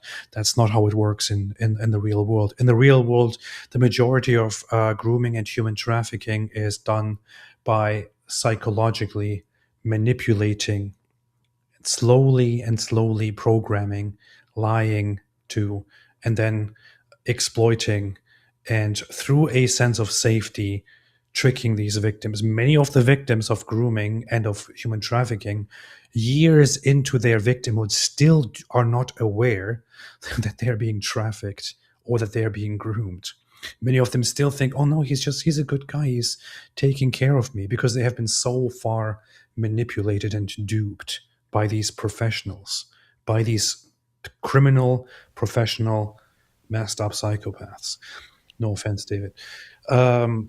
But that is how it generally works. And people also need to realize that if you have a problem with the grooming gangs, you should also have a problem with Andrew Tate. You shouldn't be a hypocrite. You can't be a hypocrite. It's the very same methodology. It's the very same approach. These are absolutely abhorrent, horrible people, horrible devils, evil people who take advantage of the disadvantaged, of those who are not strong or happy or lucky or well supported in life, and then who abuse them over time. That is how it's done with grooming gangs and how it's done with human trafficking. And it all needs to be called out. It all needs to be taken down. It all needs to be brutally punished. Chloe recalls a generally secure and supportive home environment under the care of her father. However, following his sudden death just before her 10th birthday, she moved in with her mother and her mother's new husband, a man she describes as a pedophile by whom she was sexually abused. Chloe's mother caught her husband assaulting Chloe on many occasions, but did little to stop it. On one occasion, Chloe's mother caught her husband in the shower with Chloe, and instead of intervening, she closed the door and walked out. At this time, Chloe was 10 years old. The abuse soon escalated to rape. Chloe's stepfather supplied her with alcohol and cigarettes to keep her quiet, and she began smoking cannabis. Around the same time, Chloe started truanting and spending time in the local town center with a friend unsupervised. She describes groups of Muslim men, primarily Pakistanis, aged 20 to over 50, showing them attention, including wolf whistling and buying them alcohol. Many were taxi drivers who would take the girls into their cars and drive them around the town. At this stage, there was no sexual abuse, and although the men's behavior was clearly inappropriate, Chloe and her friend, then in the final year of primary school, enjoyed being treated like adults. We've heard that over and over again. The grooming soon intensified. The provision of alcohol and takeaways was accompanied by emotional manipulation with the men, many of whom were related to one another, presenting themselves as sympathetic friends to Chloe. Chloe describes this process as them mapping out, are you a vulnerable person? Physical contact, including kisses and massages, became increasingly common. Meanwhile, the abuse by her stepfather at home worsened, and her mother was all but absent as a guardian. At this time, Chloe had an aunt and uncle who lived nearby, and she often sought refuge with them. She had spent holidays with them during her earlier childhood and felt that she could trust them. On one occasion, she had visited them while truanting before returning home and spending the day there while her mother and stepfather were at work. To Chloe's surprise, her uncle arrived at her house unannounced an hour later, and she invited him inside. After a brief conversation, Chloe's uncle sexually assaulted her. Chloe resisted, and he relented and left. She told her mother about the assault, and her mother reported it to the police. The police accused Chloe of lying, and no further action was taken. Until this incident, she had regarded her uncle as one of the best people in her life. Afterwards, there were no adults left that Chloe could confide in or seek support from. Catch that? No adults in her life that she could confide in or seek support from. And that's a perfect target for certain people. Increasingly isolated, she became more deeply involved with the groups of Muslim men she encountered in the town center. One evening, Chloe's friends suggested they travel to a nearby town where one of the men had a hotel room. They were picked up by the man, who was drunk and under the influence of drugs, and taken to the hotel. When they arrived, hotel staff saw them but did not intervene. In the room, the girls were given a potent strain of cannabis, which left Chloe, then 11, absolutely smashed. Chloe's friend was taken into another room by a group of men, and Chloe was groped by the man who remained. So her friend was taken by a group of men. There was one guy who remained with her. Chloe resisted, and he hit her. The man did not attempt to sexually assault her again, and instead threw the girls, both of whom were still intoxicated, out of the hotel and refused to drive them back to their hometown. They were forced to walk. It was around midnight. Chloe did not want to go back to her home as she feared her mother would beat her for being out so late. So stayed with a friend. In the early hours of the morning, Chloe was collected from her friend's house by the police after her mother reported her missing. Chloe lied to the police and her mother about where she had been. Chloe's mother grounded her for a month, meaning she was stuck at home with her predatory stepfather, a period she describes as torture. After the month passed, Chloe arranged to see her friend, who boasted that she had a new boyfriend. Chloe left the house to meet her, and the girls were picked up by the boyfriend, who was, in fact, a 25-year-old Indian man. Initially, Chloe thought the man was nice, posher than the other men she had met in the town center. He took Chloe and her friend to a shop where he purchased a bottle of vodka before picking up one of his friends and taking the girls to a secluded location. During their journey, the men began pressuring the girls for sex. Chloe refused, stating that she was on her period, but the men replied that it did not matter. Night was falling when they arrived, and the boyfriend took Chloe's friend out of the car, leaving Chloe alone with the other man. He proceeded to rape her on the back seats. This incident took place in 2003. In 2022, Chloe took the two men to court, but neither were found guilty. From this moment, Chloe's life spiraled. At 12 years old, she began drinking heavily, smoking large amounts of cannabis, and taking harder drugs, including ecstasy, anything to block it out of her mind. She would drink before school just to get through the day, and her attendance dropped significantly. She and her friend would spend school hours in the town center, walking around until somebody picked them up in a car, somebody bought them alcohol, or somebody gave them drugs. 12 years old. There were times when Chloe would be missing for up to 3 days, during which time she was passed between taxis, drugged, abused, and raped. In every case, the perpetrators were Muslims and primarily Pakistani. So guys, notice, girls get damaged in other ways, and these are the kinds of girls these guys are looking for. On one occasion, Chloe was abducted by an abuser who was driving drunk and taken to a graveyard. He gave Chloe, still 12 years old, whiskey before forcing himself on her and raping her. He withdrew before ejaculation and forced the empty whiskey bottle into Chloe's vagina, where it shattered. Chloe admitted herself to A&E, but no questions were asked about how she had sustained such an injury. She was examined, the glass removed, and she was discharged. 12-year-old girl with a smashed whiskey bottle inside her. No further questions. Chloe was questioned by police due to her absence on a number of occasions. Each time she was asked where she had been, who she had been with, and what she had been doing. She replied that she had been having sex with adult males in cars. Rather than opening an investigation and pursuing her abusers, the police dismissed Chloe as a prostitute. 12-year-old prostitute. They asked her whether she was consenting to the sexual activity, and despite Chloe telling them that she did not know the definition of the word consent, they reported that she had been. The police found Chloe, as well as other missing children, in cars with the gang members on multiple occasions, but let the gang members go without so much as questioning them. On one occasion, Chloe was in the town center and was identified as a missing child by a police officer who questioned where she had been. Chloe told this police officer about the full extent of the abuse, and the response of the police officer was that nothing could be done, and Chloe was let go. In response to her truancy and deteriorating behavior, the school regularly placed Chloe in isolation and compelled her to attend additional after-school classes every day. This did little to improve her emotional state, and she continued to spend time with her friend and her friend's boyfriend. This went on for a number of years. The boyfriend would supply the girls with alcohol and drugs, as well as introducing them to friends who were exclusively South Asian men. On one occasion, he took the girls to his place of work, a textiles factory, where he raped Chloe. Following this incident, Chloe stopped spending time with the friend who, up until this point, had accompanied her throughout her exploitation. By this time, Chloe had become so accustomed to her lifestyle of spending time with the Muslim gangs that she continued to do so without her friend. It became normal. On one occasion, following another late return home, her mother grounded her for 2 months. Fearing further abuse from her stepfather, Chloe walked to a nearby social services office while her mother was at work and reported him. Chloe was interviewed by the social workers about the abuse, after which her mother and stepfather were arrested and questioned. Both denied that the abuse was taking place and were released without charge. Chloe made further appeals to social services and was eventually removed from the house and placed in foster care. She lived with a couple who cared for several other foster children, and, though she found them snobby and judgmental, found some semblance of stability with them. But it did not last long.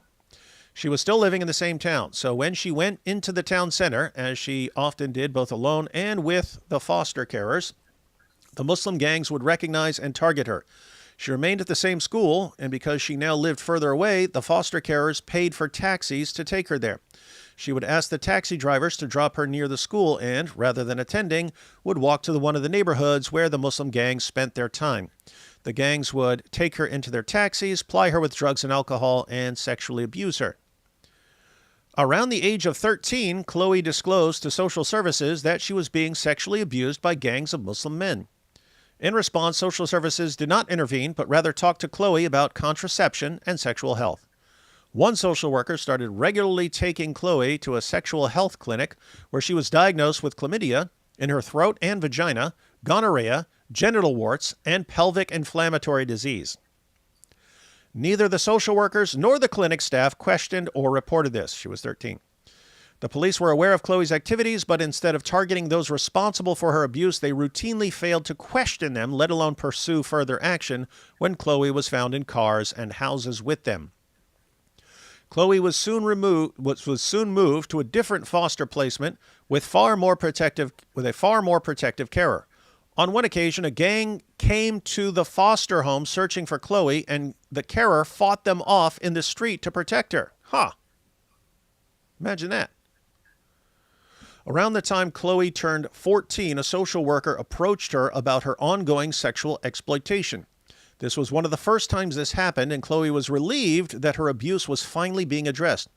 However, rather than offering a solution, the social worker instead told Chloe that the producers of Emmerdale were looking for a young actress to play a victim of child sexual exploitation, and asked whether she would be interested in auditioning for the role, given her experience. So, hey, you're a victim. You want to play one in a movie? Following this exchange, Chloe, upset, angry, and in a state of disbelief, ran away from the foster home and, after being abducted by a Muslim gang, was missing for 6 months. Over this period, she was trafficked across the length and breadth of Britain. She was taken to house after house and raped and abused by guy after guy after guy after guy. The men who abused her paid money to the gang, which treated her as little more than a commodity. She was reported missing, and her photograph was shown on TV. Her abusers remarked on this. "You're that girl off the TV that's missing." But her whereabouts were never reported to the police. Chloe describes a cycle of grooming, rape, and drug and alcohol abuse. This went on until eventually she was located by police. When the police found her, she was in a car with a South Asian Muslim man. The man was let go without charge, and she was returned to her mother's house. Chloe's relationship with her mother had completely broken down by this point, so she continued to run away, and her psychological state deteriorated further. Following another period of grooming and sexual exploitation by a Muslim gang, Chloe was taken into police custody and transported to a secure unit at a children's home. She describes the home as being like a prison. Every aspect of her life was controlled and surveilled, and she was routinely subjected to bodily examinations, include full cavity searches. Chloe found the experience highly traumatic. She remained there for 9 months, by which time she was almost 15. Social services determined that she was well enough to be released, and she was placed in foster care not far from where she had been living before. Chloe describes the new carers as a positive and encouraging presence in her life, and in spite of her proximity to the sites of her abuse and exploitation, Chloe found stability and security living with them. She enrolled in a full-time hairdressing and beauty course at a nearby college, and for the next 2 years, Chloe describes her life as fantastic. As Chloe approached her 18th birthday, social services notified her that the foster care would soon end. They identified a house for her, and after parting ways with her carer, she moved in and got a retail job to support herself.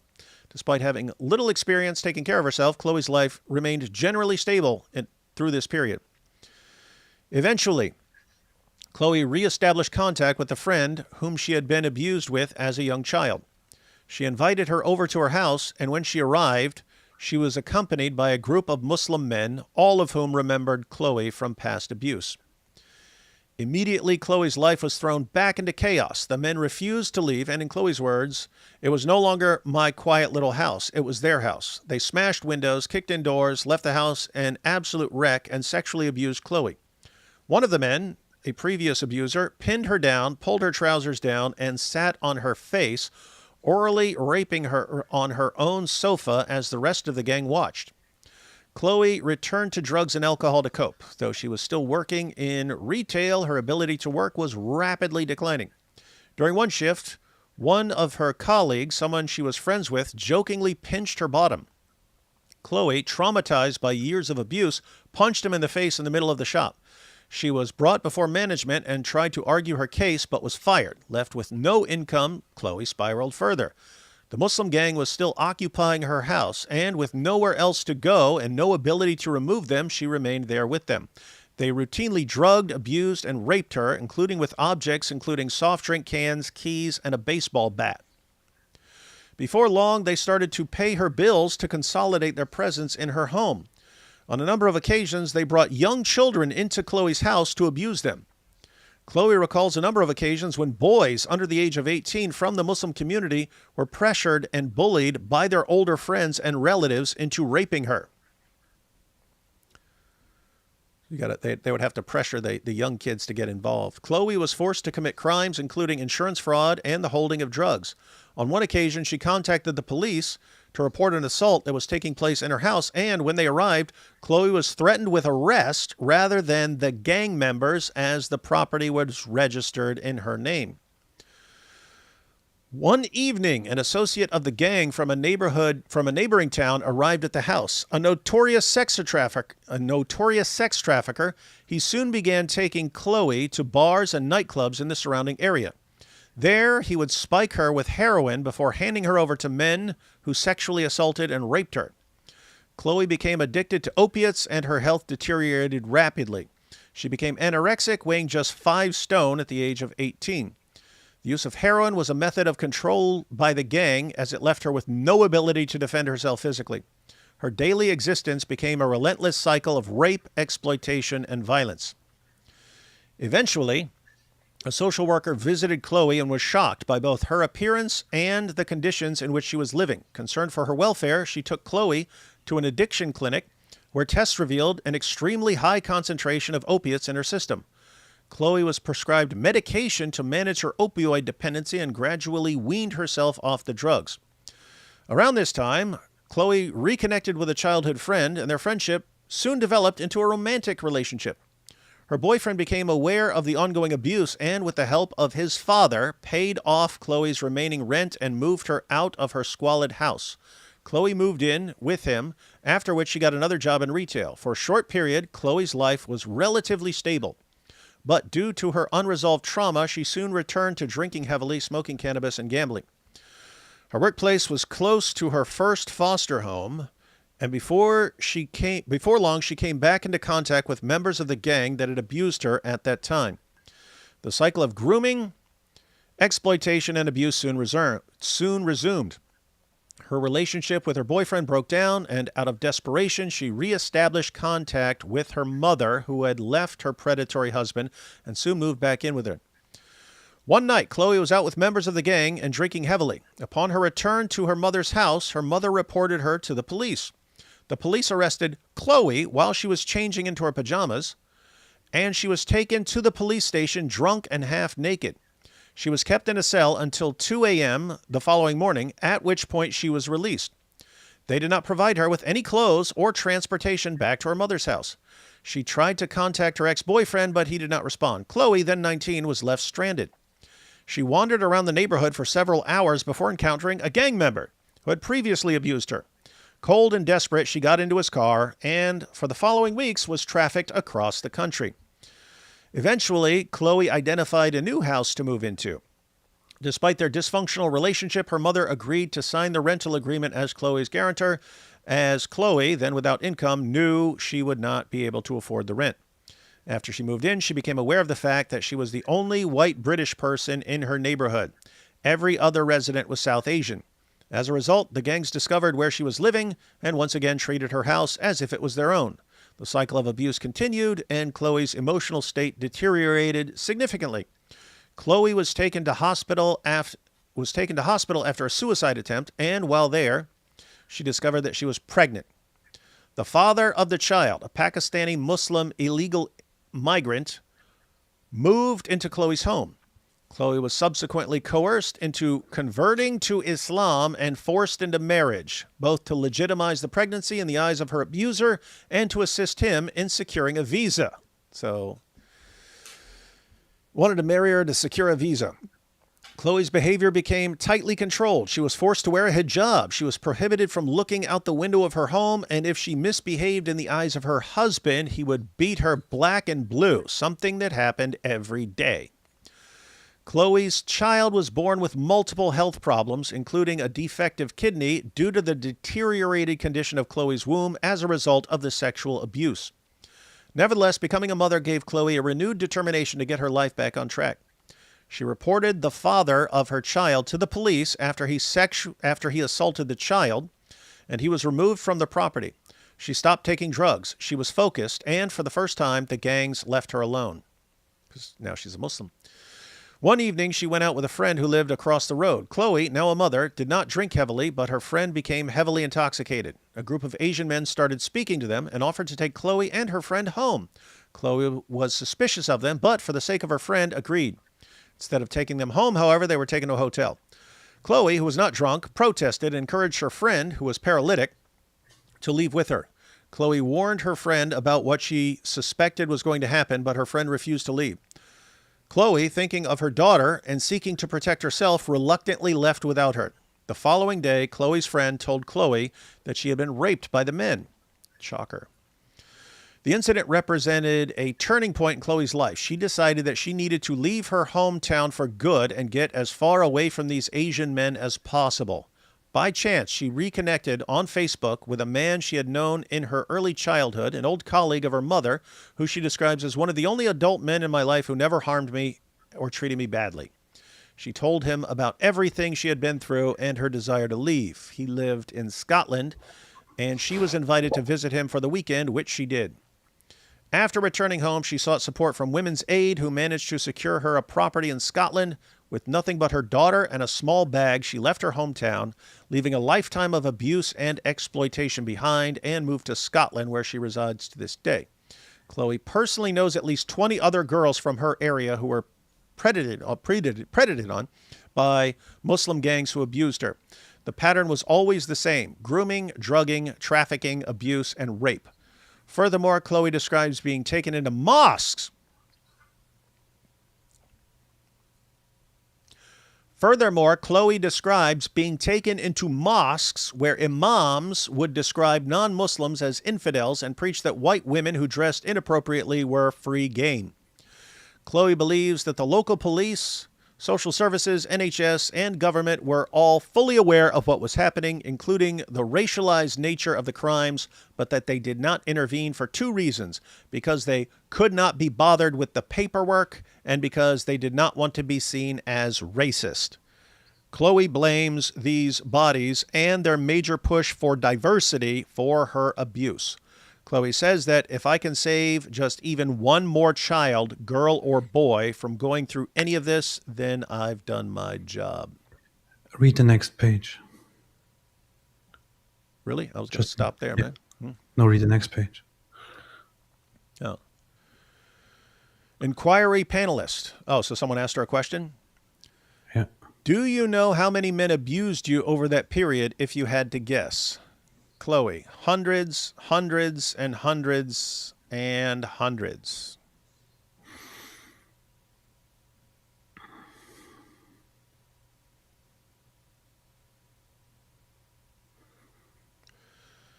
Yep, these go on for a long time, guys.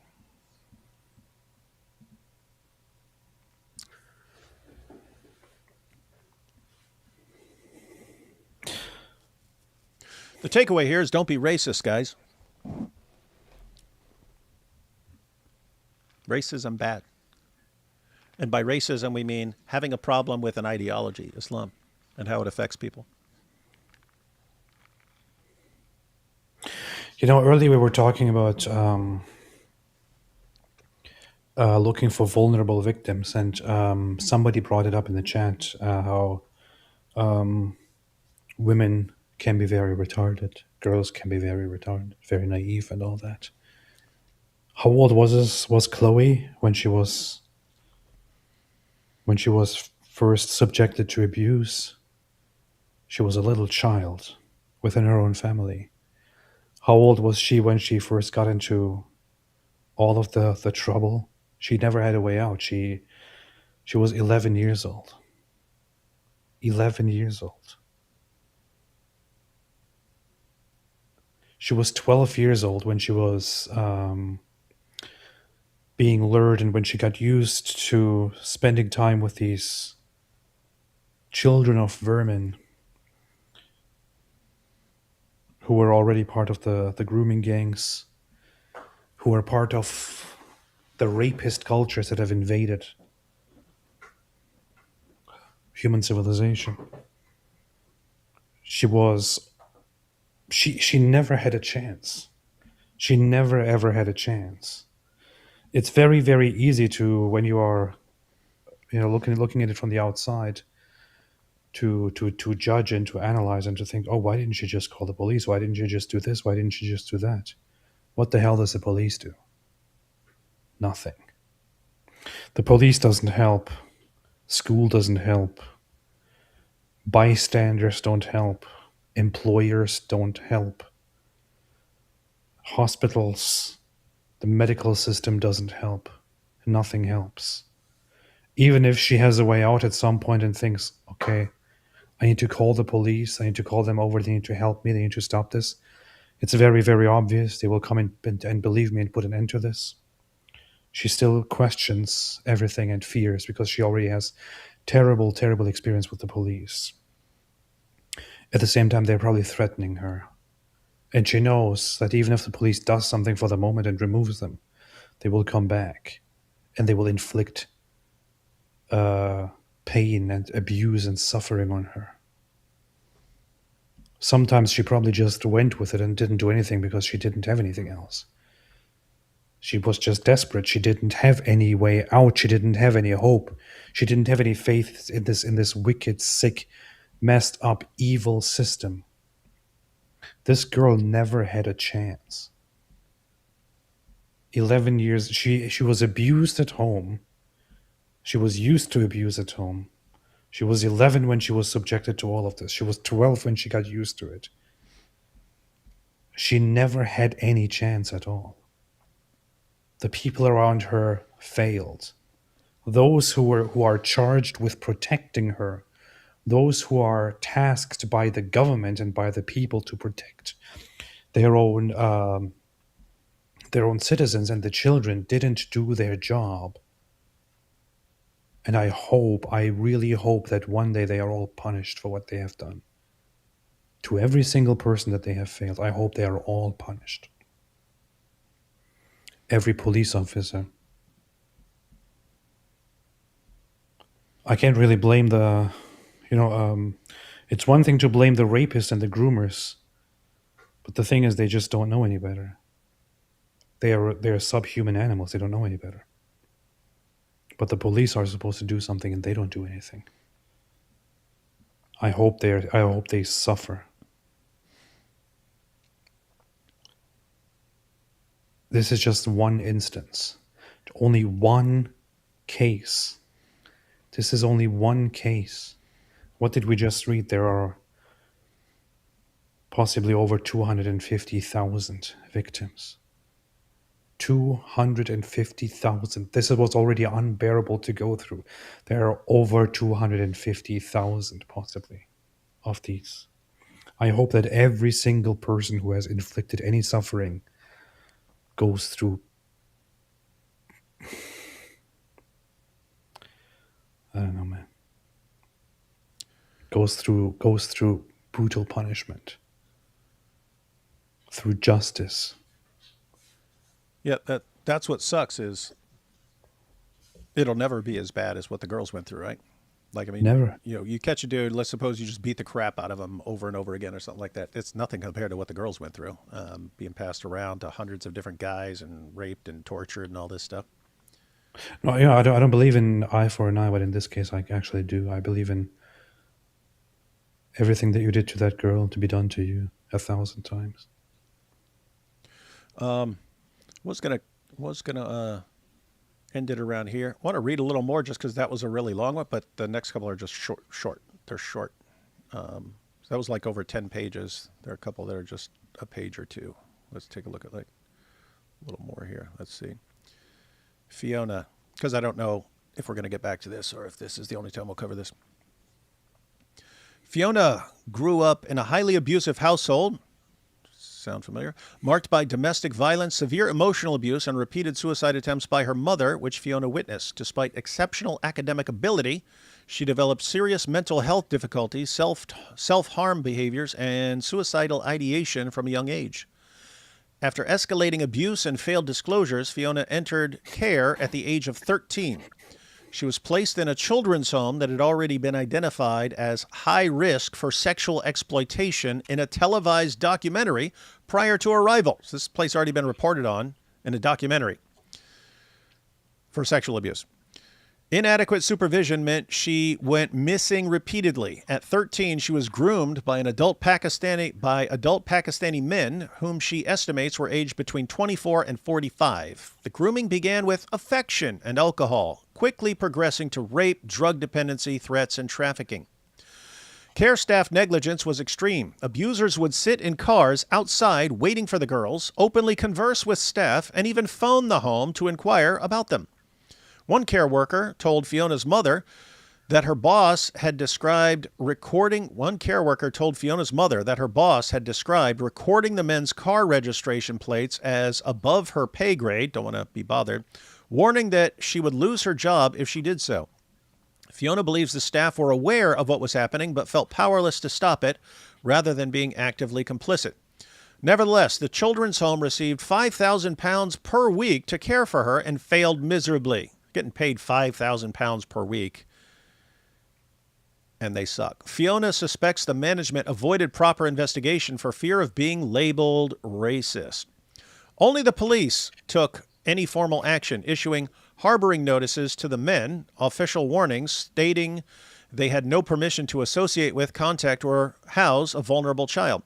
However, no further action followed. When Fiona's mother called the police to report her daughter missing and mentioned a history of abuse by Asian men, the call handler told her, "You can't describe them as Asian men because that's racist. You should just be glad your child is being taught a different culture." Be glad your daughter is being taught by these Pakistani men who are raping her. God, the level of things that I'm holding back here in this live stream, I swear. On one occasion, a police officer returned Fiona to the house where the abuse was occurring and told the men to have fun with her. Police officer brought them back and said, "All right, have fun with her." On another occasion, police instructed the abusers that if they could persuade Fiona to sign herself out of care, the police would stop bothering them. The gang then tried to convince her to do so, intending to traffic her to Kashmir. She was only prevented from leaving the country because she did not have a passport.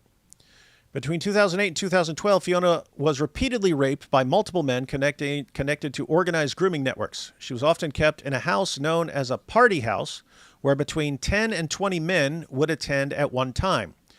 On one occasion, she was encouraged to bring her friends because the owner had relatives visiting from Birmingham to celebrate Eid and expected girls to be there.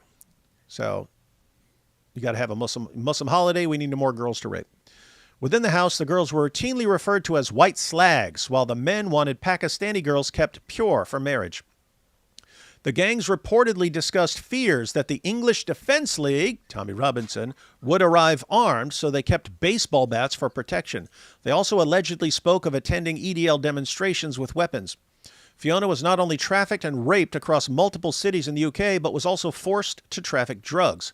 Drugs, intimidation, and violence were used to control her. She was made to clean up the knives from the scene of 2 fatal stabbings. So she had to clean up the knives from 2 fatal stabbings. She was present during a shootout. Her abusers bragged to her that they had hidden dead bodies in a certain location.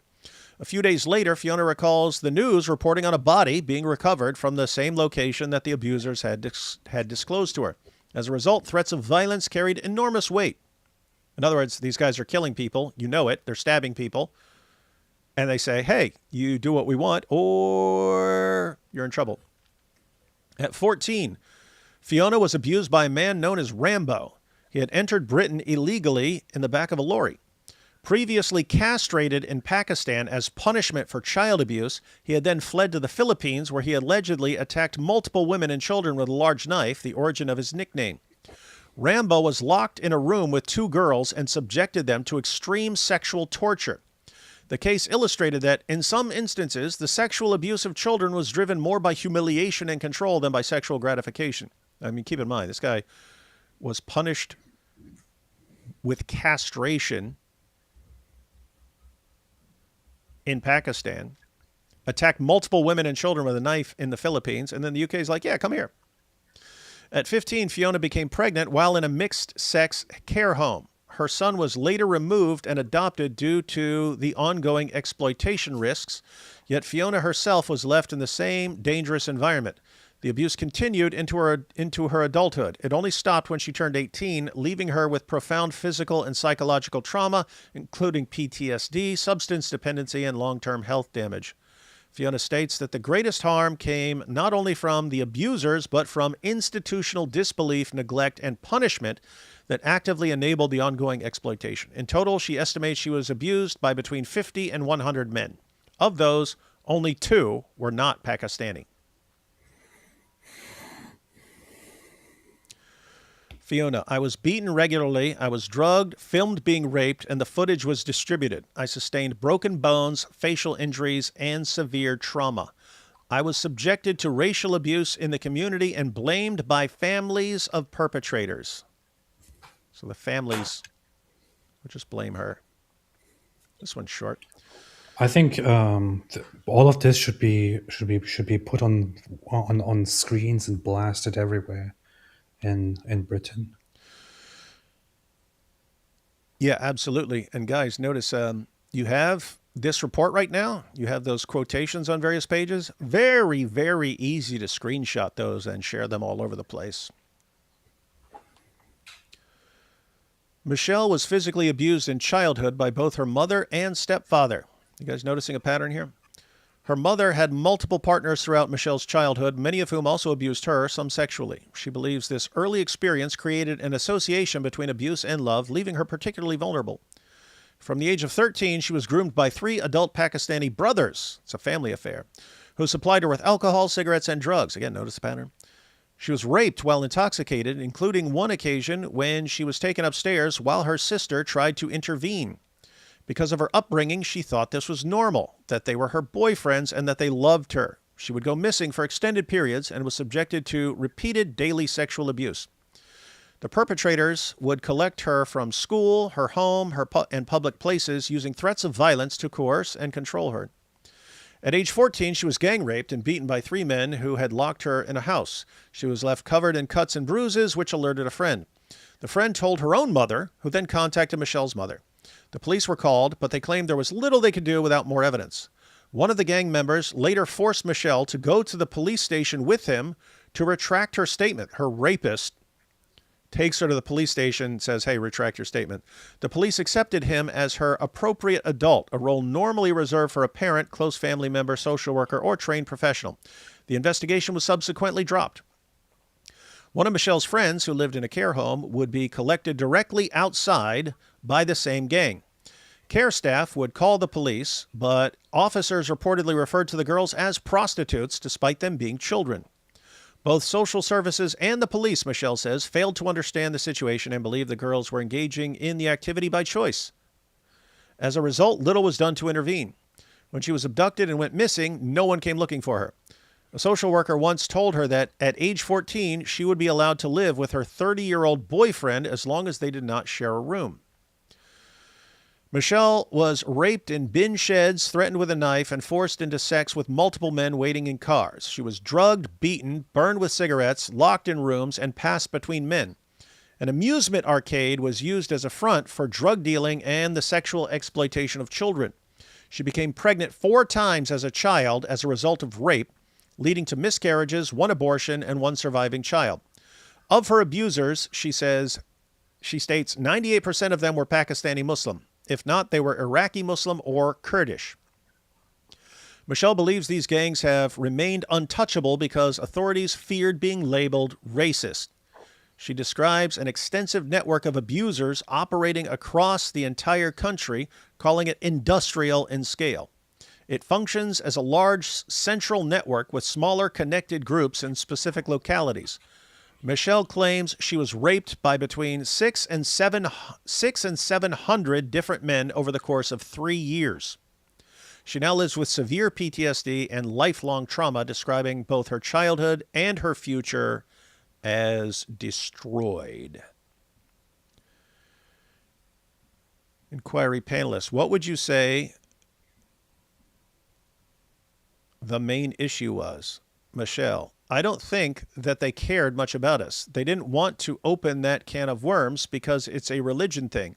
I'd probably say 98% of them were Pakistani Muslim. If not, they were Iraqi or Kurdish. All right, we'll check one more short one. Whitney grew up in a vulnerable household. Her mother suffered from severe mental health issues, and her father was absent from her life. Again, guys, notice a pattern.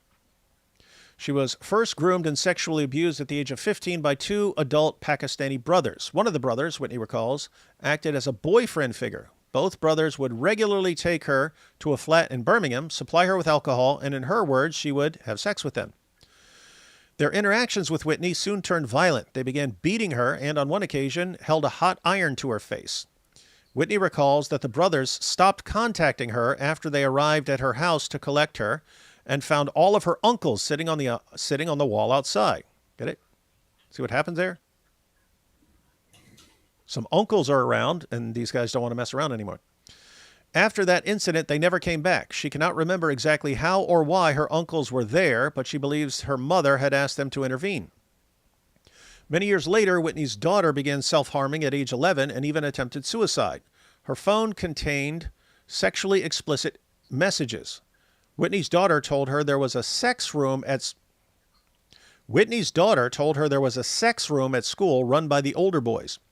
Deeply concerned for her daughter, Whitney contacted social services. They offered little support beyond talking through the problems. In one instance, social services accidentally sent her 6 other children's case files instead of her daughter's, which left her deeply distrustful of their ability to help. Whitney's daughter was coerced into sending a sexual image, which was then circulated across multiple schools, the local community, and eventually the internet. This led to her receiving unwanted attention from adult men of various ethnicities and from multiple countries. From that point on, Whitney's daughter began going missing regularly. These disappearances were directly linked to sexual demands and exploitation by older boys and adult men. She was threatened with violence if she contacted the police and sometimes returned home with items of clothing missing. Whitney repeatedly reported her concerns to the police and social services, clearly stating that she believed her daughter was being sexually exploited. Police responses were often delayed, statements were not taken, and investigations were closed without further action. Social services refused to relocate the family, downgraded the risk level, and eventually closed the case despite ongoing exploitation. Whitney herself was blamed, and her own past was used to undermine her credibility as a parent. Her family received repeated threats, including warnings that their house would be burned down, faces would be slashed, and machetes would be used. Later, Whitney discovered that her daughter had been placed on the national referral mechanism as a trafficking victim without her being informed. The NRM is the UK's official framework for identifying, referring, and supporting victims of human trafficking and modern slavery, and serves as a recognition by a designated professional that an individual is a potential victim of human trafficking or modern slavery. So this happened to her, and then it happened to her daughter, and there was nothing she could do about it. And then her daughter was on a government list. No one had even told her. Whitney says, my daughter told me after a while that there was a sex room in the school. I told the school about it, but they completely shut it down and said she was lying. Anyway, guys, this is what's been going on in the UK. 250,000 of these, at least. 250,000 of these.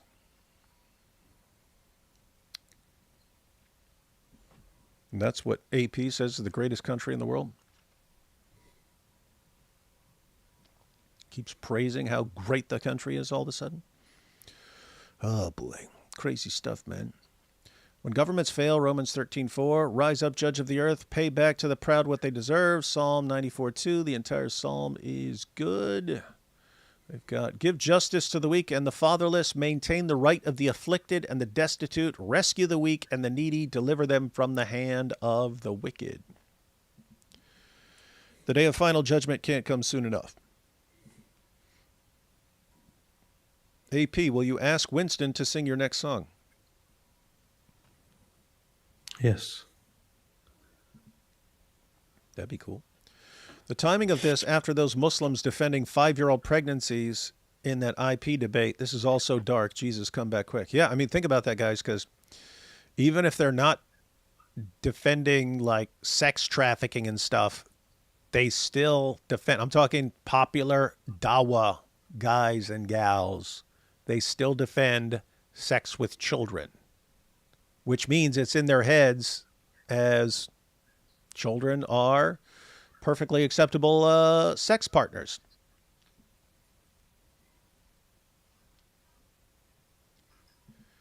Opinion on Rohingyan grape gangs of Myanmar. Haven't looked into it.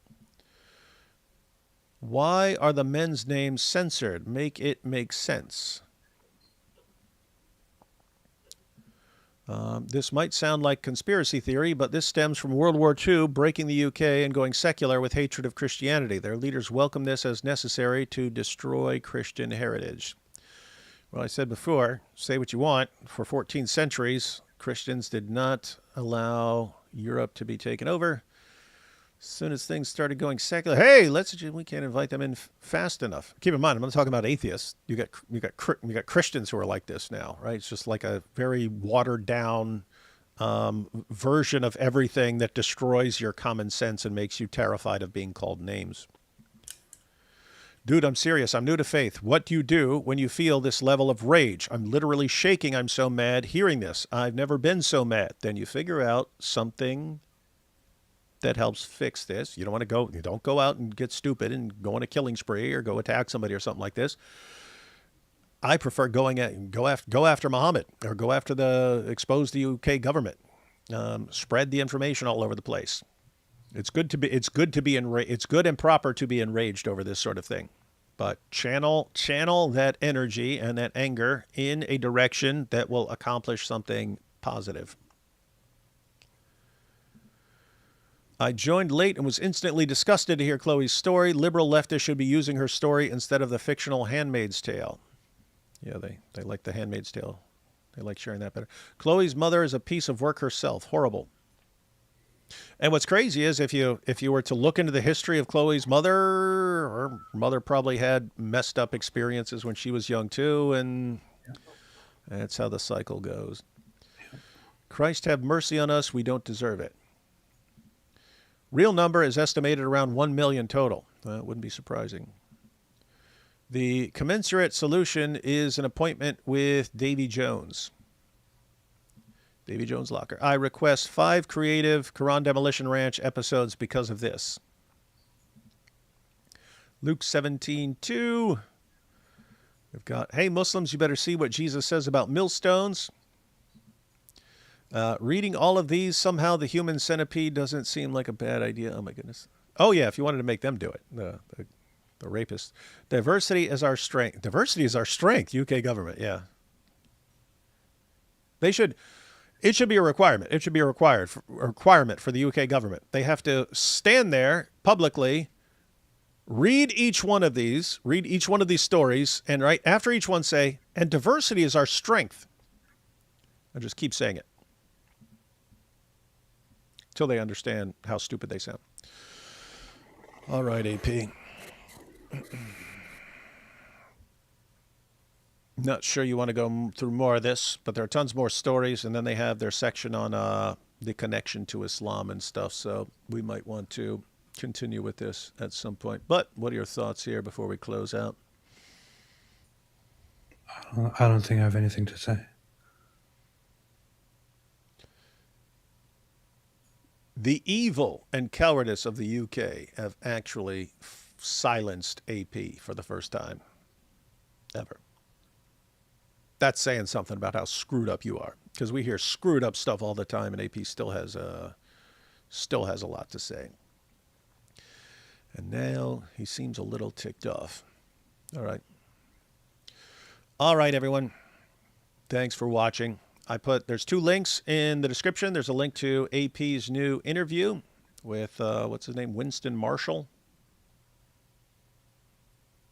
Yeah. Yeah. Sounds like a politician, but from like 100 years ago or something like that. Or a general or something. Dude, he's a member of that band. I know, that's why they... Mumford and Sons. Oh, Mumford and Sons. Yeah. Wait, is he the guy that got in trouble a while back? I don't know. There was a Mumford and Sons guy who got in trouble like 5 or 6 years ago for saying some politically incorrect things. That was probably him, wasn't it? That might have been him. Okay, Mumford and Sons, man. He's the former banjoist and lead guitarist of the folk rock band Mumford and Sons. He's a banjoist. Yeah. Only one way to find out. We got to hear him play dueling banjos. Can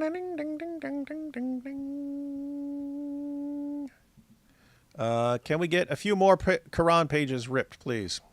Yes, you can. Normally don't like doing this just randomly on command, but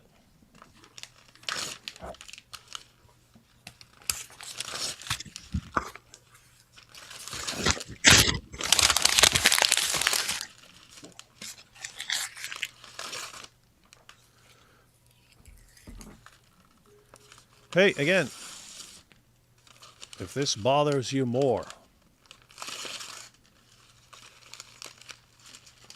than the stories we just read, if you complain about this, oh, this is Islamophobic, but you don't say a word about what happens to young girls around these Muslim men, see if you can figure out why we have this level of contempt for your stupid, stupid, stupid, dumb book. They really destroyed that country. How can you look in the mirror as UK authorities? Yeah. UK, man. All right, everyone. So we got the Mumford and Sons, interview with AP. That link's in the description box. And we got the link to the entire Grooming Gang's report.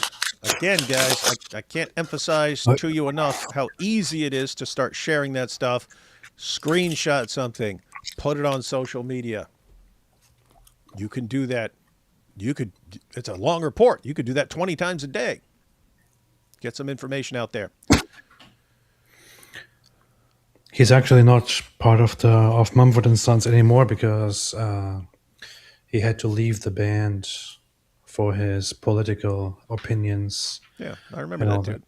Yeah, I remember that dude. I don't remember what he said, but I remember people got ticked off at him. All right, everyone. Thanks for watching. Here's the Quran. See?